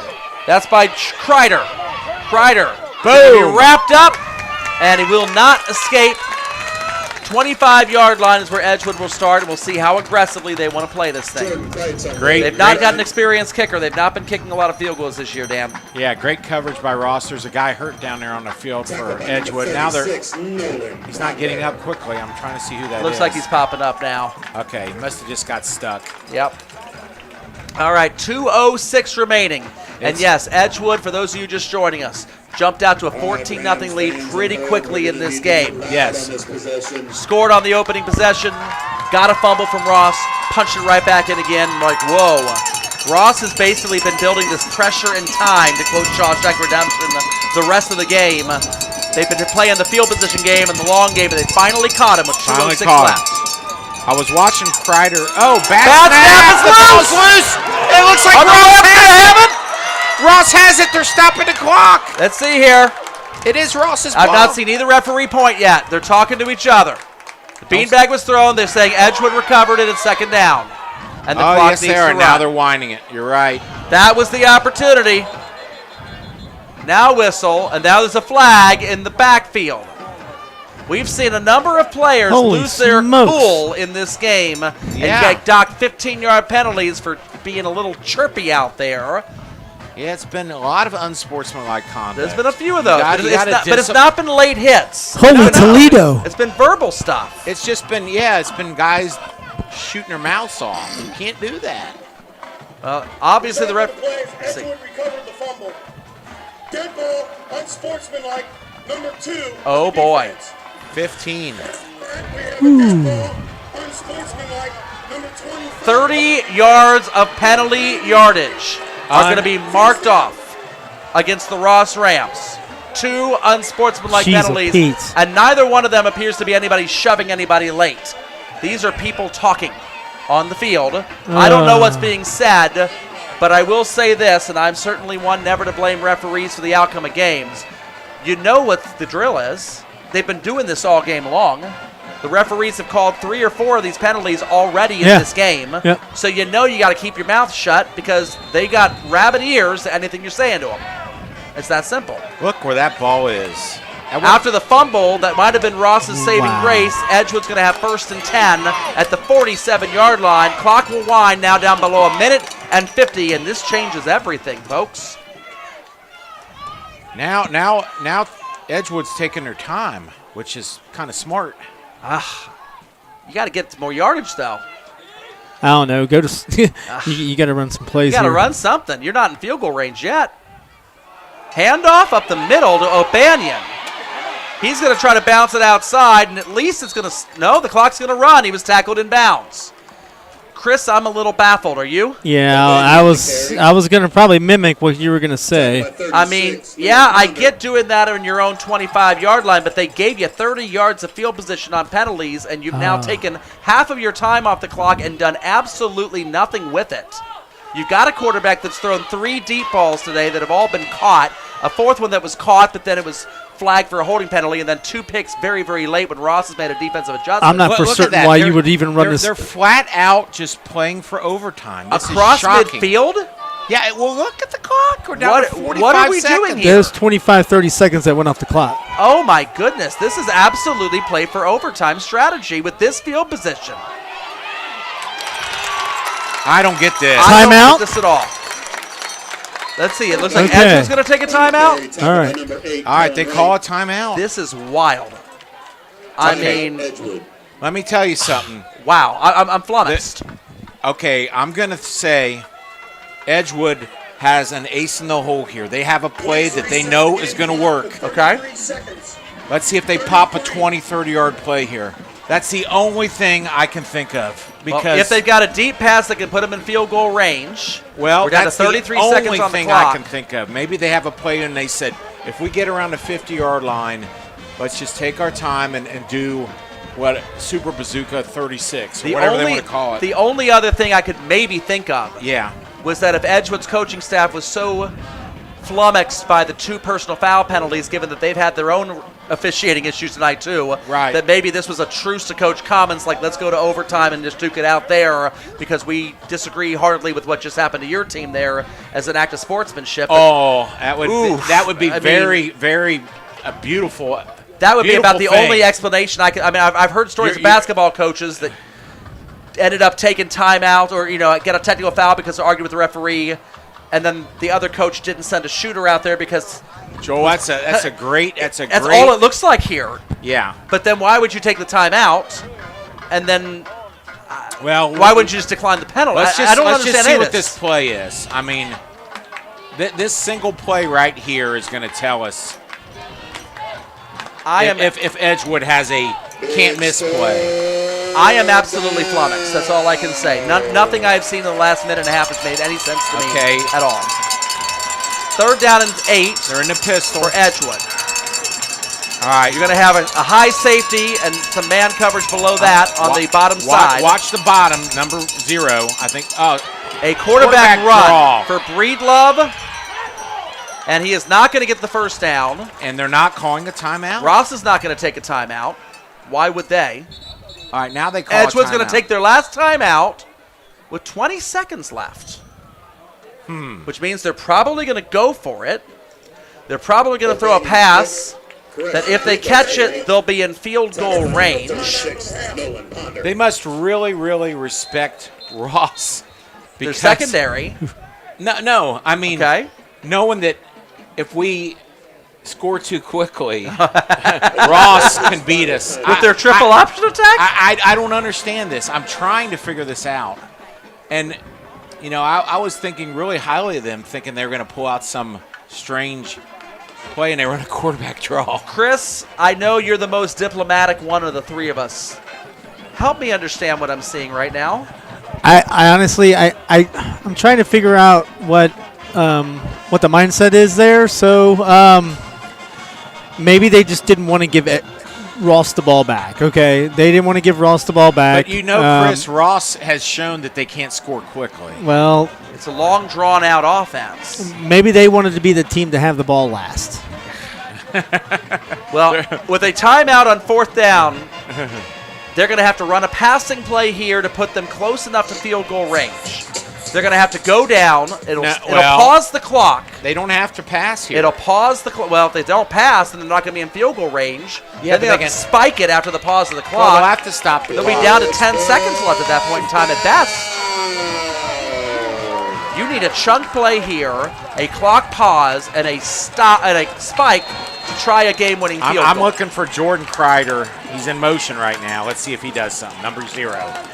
And they're going to roll out, and they're going to fake the throw. He got the first down. And the first down is begotten, and he is out of bounds with 14 seconds left. That would be Carter Breedlove. So that's a 52-yard field goal, which I can't see him trying. I can't either. Now they made a 34. Oh, they're going to wind the clock. He's going to spike it. And a spike. And a personal foul potentially there. Don't call it. They didn't blow. They didn't do it. Okay. Tremendous restraint. Tremendous restraint from an officiating crew that has not shown that much restraint in any other aspect of the personal foul department tonight. He spiked it. He spiked it. Yeah. I'm talking about the push of the quarterback after it was all done. That was 8 interesting. seconds. 8 seconds to So go. you're down to 8. Chris, it's a 2nd down and 10. You're at the 35-yard line. You know what would help you out a lot right now if you were Edgewood? What was that? About 45 more seconds. Yeah. Yeah. Yep. They had it. They had 2 minutes left on the clock when they had the ball right across midfield, and they let the clock just drain. Yeah, I think the sense of urgency, was what was sort of catching us off guard. All right, I don't like a Hail Mary or anything. You can get a sideline pass and get out of bounds in 5 to 6 seconds if you do it correctly. And it has to be that way, because if you're tackled inbounds, you're never going to get the spike off. There is a whistle. A timeout was called by Ross. I think there might have been 12 men on the field, but delay a game of some sort. Ross takes the timeout. We've got, I'm hearing some coaches all over this barn press box, and there's a lot of what's going on the last 5 minutes of this game. I think Ross had too many men on the field, and they used the timeout to prevent that 5-yard penalty, which, my goodness, wouldn't Wouldn't they love to have 5 more yards? The referee, That though, would when put he him got at on the 40 microphone, somewhere. said before the delay of game. Right. Which made it sound like the penalty was going to be on Edgewood, and Ross is taking their time out there, actually bailed out Edgewood, if Okay. I'm reading the official correctly. Minster is beating New Bremen 36-14. Okay, Minster is actually number 2 in that region behind There we Marion go. Local, and New Bremen is number 5. There we go. So I know we all love New Bremen from what all they did and our experience with them, but actually that's not an upset score right now. The Minster Wildcats leading that game. Well, 8 seconds left in what's been a really good game Hook and ladder. with a few and controversial lateral. calls, Either a few lateral or- mishaps, a few personal fouls, and some very weird clock management here. Weird's a good word for it. 2nd down and 10 from the 35-yard line. And Breedlove is going to get blitzed. He escapes it. He's got a man deep to the end zone. It's caught! It's in the end zone! No, incomplete! An incomplete pass, says the referee. Jordan Kreider thought he came down with the football. Breedlove's pass. We also had number 20's got the ball there now. Miller Fall, who got the first touchdown of the game. He appeared to come down with the ball right there at the goal line. The back judge came in, Overtime. whispered incomplete right away, made the motion. Very, very, wow. Catch your breath, partners. We're going to overtime. Boy, he missed must. I thought he was coming down with the ball. Must have popped out when he hit the ground. A very emphatic call by the back judge there. Okay. And you know what? I don't know. Obviously, we'll go back home and we'll watch the replay of that if it popped out at the end or not. But I'm going to make this comment only because obviously a referee never decides a game one way or the other, is what I've always said. Yes. After 30 yards of penalties against Ross on that last drive, after a fumble on a fair catch that was blown dead inadvertently to set up that drive, I'm going to go ahead and say this. At least Ross gets the benefit of that last call going in their favor, and this game feels like it should be an overtime game. Find a Most definitely. Visa card that belongs to Allison Connor-Shaver. Chris Vogt, We need to see talk a to me, photo man. ID for that. But you can certainly come up to the booth and oh, Chris Vogt doesn't even have his earpiece in. He's talking to one of the fans out there explaining the overtime procedures, which will give us time to explain it to you. We don't have a preloaded fancy graphic like everybody else does, but this is like college football overtime, except it's from the 20-yard line in Ohio. It's from the 10 in Florida, by the way. All right, Joel, go through the regulations for overtime. Okay, we're going to have a coin toss here. Winner of the coin toss will be able to choose end of play or be able to choose offense or defense, and we And would they always- expect yeah, they'll they- choose defense first. Yeah. But there's only one coin toss from what I understand if Ohio does this the same way Florida does, and they'll just trade back and forth and back and forth and back and forth all night long until we got it. Referees Now, talking, after shaking the hands. after the High school. Here's how we're going to play. Zoom in there, Chris. Coin toss. Whoever wins the coin toss will have the option of offense, defense, or which end of the field. We will stay at that end of the field. So we have to go to a second time, overtime. Whoever had the option in the first one, the other team will get the option for the second time. There is no game clock. One timeout per team per overtime period. Okay? Again, it's you guys with visitors, tails, heads, heads, tails. I'm going to ask you to call it. I'm going to ask you to repeat it. Heads is the call. It is the tails. Ross has you won the call toss. it. Coin toss. You want ball or defense?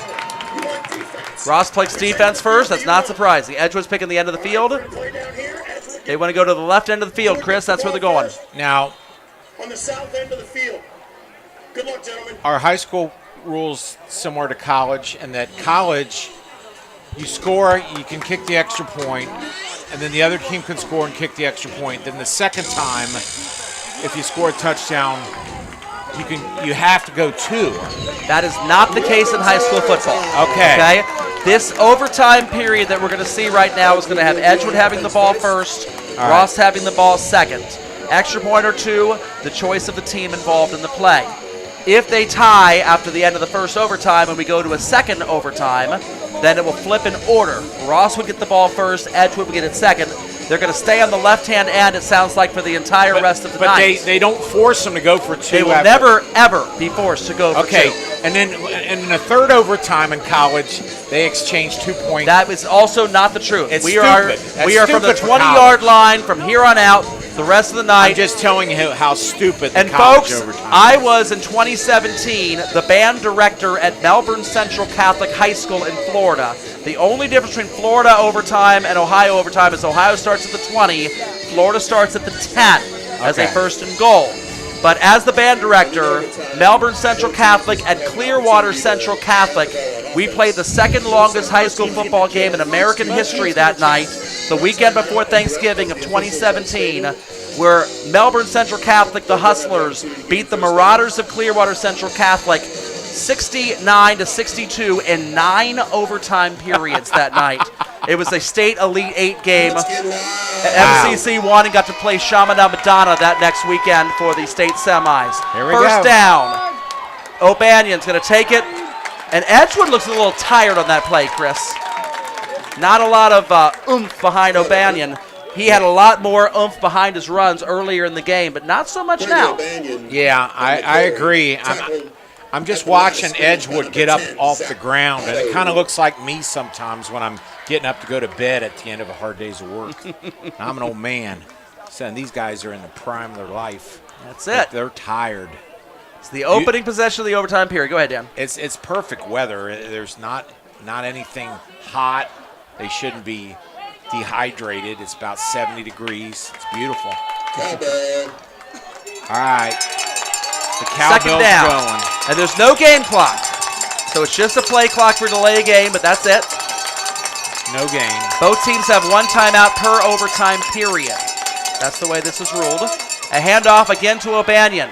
He's going to try to bunch it outside. He gets nothing. Not so much. I'll tell you, I'm just not seeing any kind of life with Edgewood right now. They look flat. They just the way they ended the game when it was there for the taking, and now in the overtime, they're just. I'll tell you what this looks like to me, Dan. It looks like Edgewood thought they had the game won when they're up 14-0. Saw that Ross battled them back, but it was still 14-7 for most of the fourth quarter. Thought, if we can just hold on, we got this thing. They're shell-shocked. And now they don't. Yeah. And now we got to score again. They've not scored since the first quarter of this game. I know.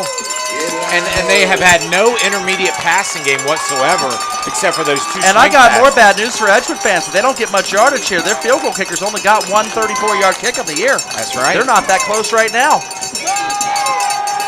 Pass attempt. Breedlove's going to try to roll out left. He's going to throw it across his body into the end zone. He's intercepted. And it's blown dead. And it's blown dead. Wow. That's right. So it's there for the taking now.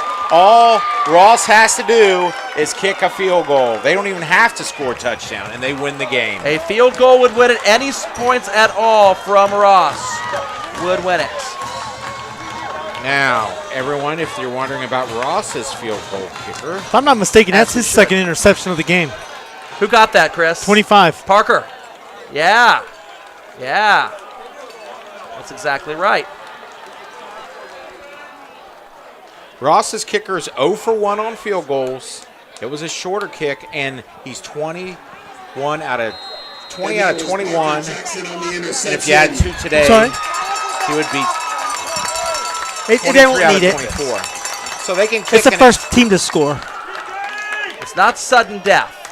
I'm trying to get that up there. It says score wins game, but I can't get that. Severance going to keep it. Got and 4. here's where Ross is going to shine, because red zone offense, red zone defense, it's all bottled up, and this is kind of muscle. This is try to get this thing to work well. This is Ross doing what they do the whole game. And Edgewood's got to take a few chances too, because they got to keep him out of field goal range also. Yes. A field goal would win it. If you're Ross, you just want to get down inside the 10, then you got it. Now, high school kickers, you never like to put the whole game on the foot of a high school if you don't have to. Kunkel's going to go ahead and get spun around there, but he's going to be close to the first down, about 3 yards short only. It's a third and manageable now.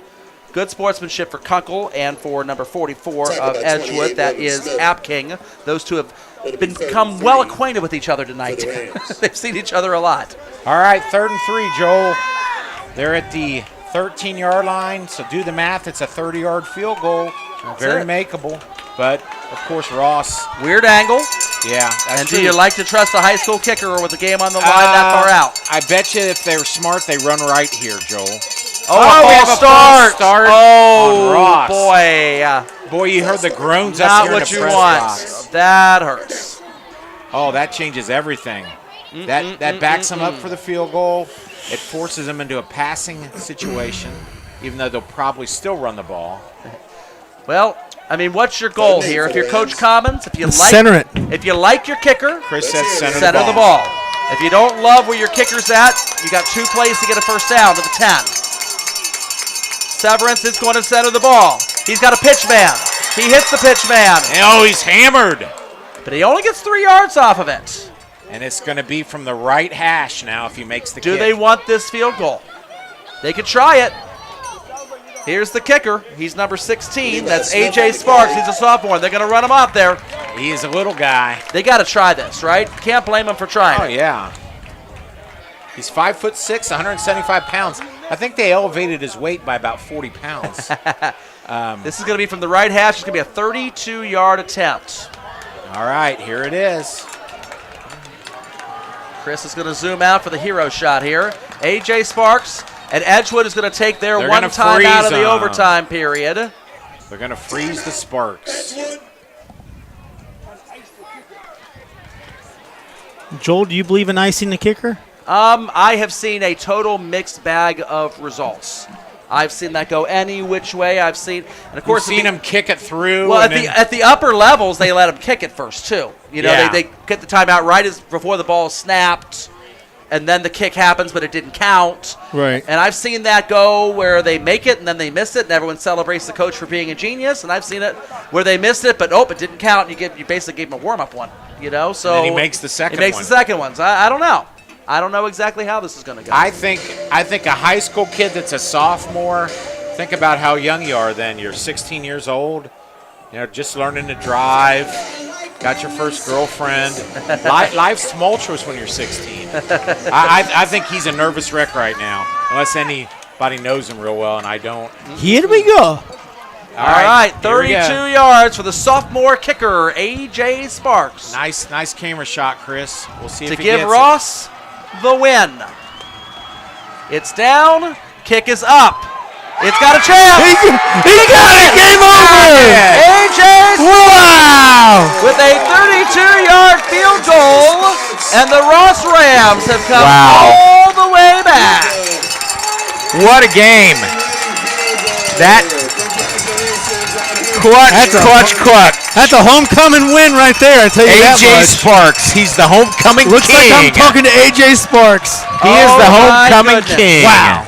Yeah, homecoming night. He drilled it, guys. It wasn't. Oh, it he was drilled right it. down the He center. had 10 yards to spare on The that crowd one. will do Dan. it too. They erupted. You're they exactly right. absolutely erupted. Oh, from big! that. It's almost like a sigh of relief, man. The fans are just shaking their heads. They're like, "Oh God!" Guys, I'm going to sign off. You guys continue to go. All Oh, my right. goodness. A.J. Sparks with a 32-yard field goal in overtime, and Ross with a 17-14 Come win. from behind, hard-fought victory. Oh, yeah. My goodness. Down 2 touchdowns. They came all the way back.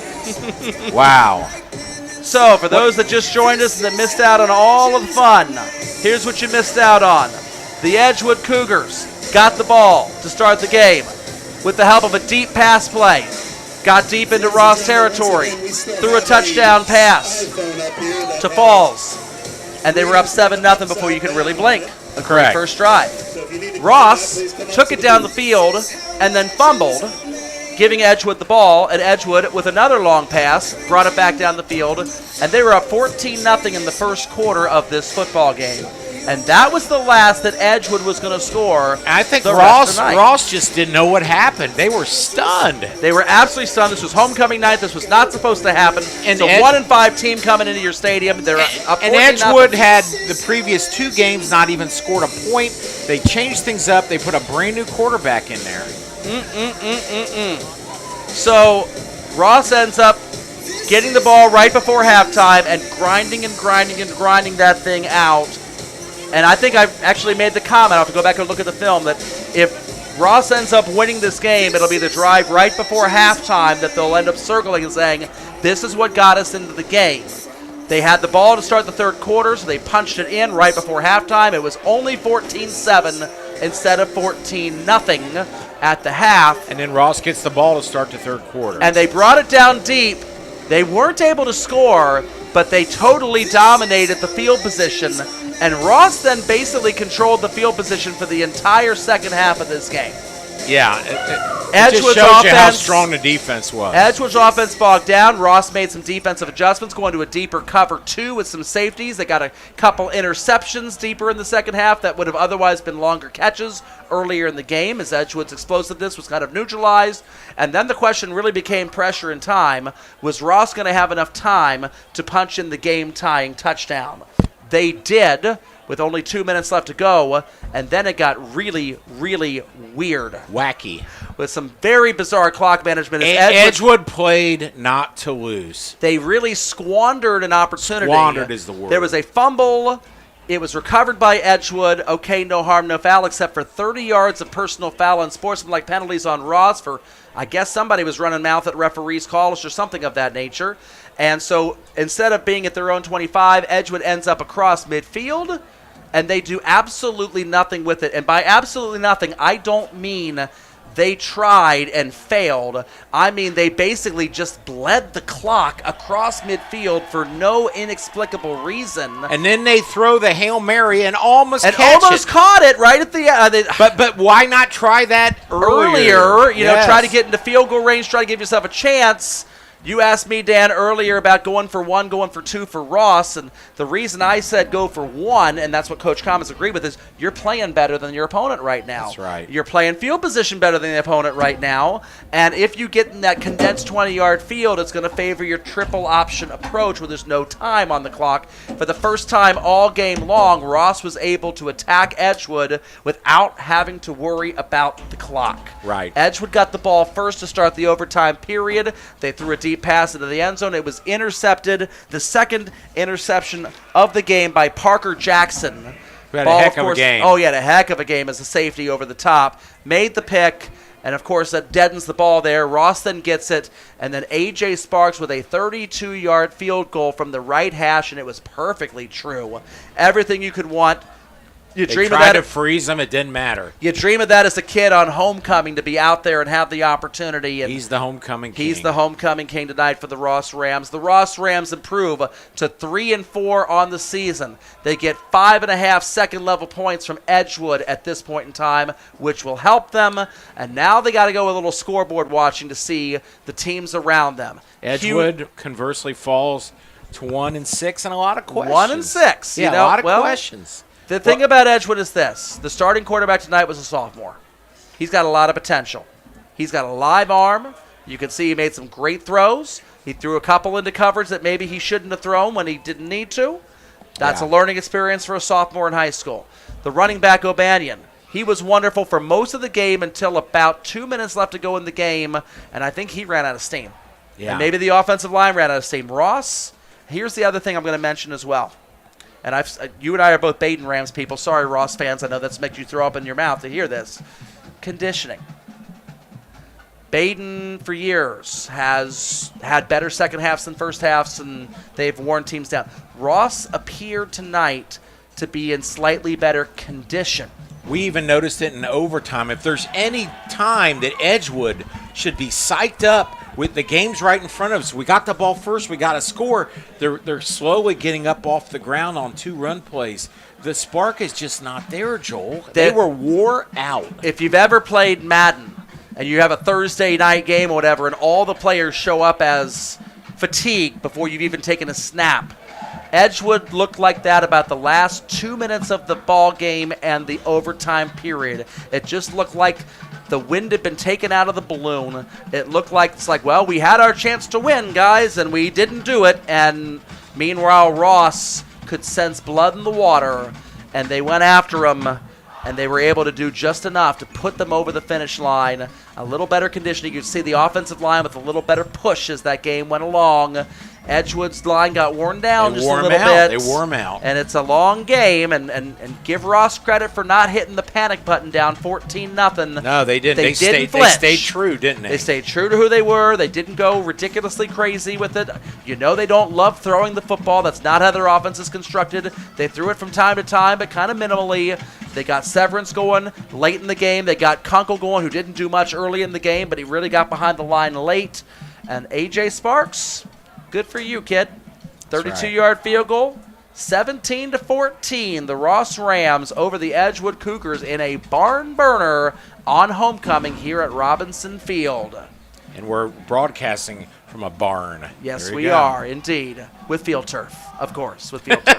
I'm sure they have moved the famous cow dump that will be done on senior night to one of the practice fields nearby. That was always a Ross tradition right after the last home game of the season. Wow. Ross proud, right? That's it. That's For beautiful. Chris Vogt, who's down there interviewing people on the field. For Dan Vogt, my partner, we're glad you tuned in tonight. This is Joel Sackenheim for the report. It's Ross 17, Edgewood 14, final overtime. Good night from Robinson Field.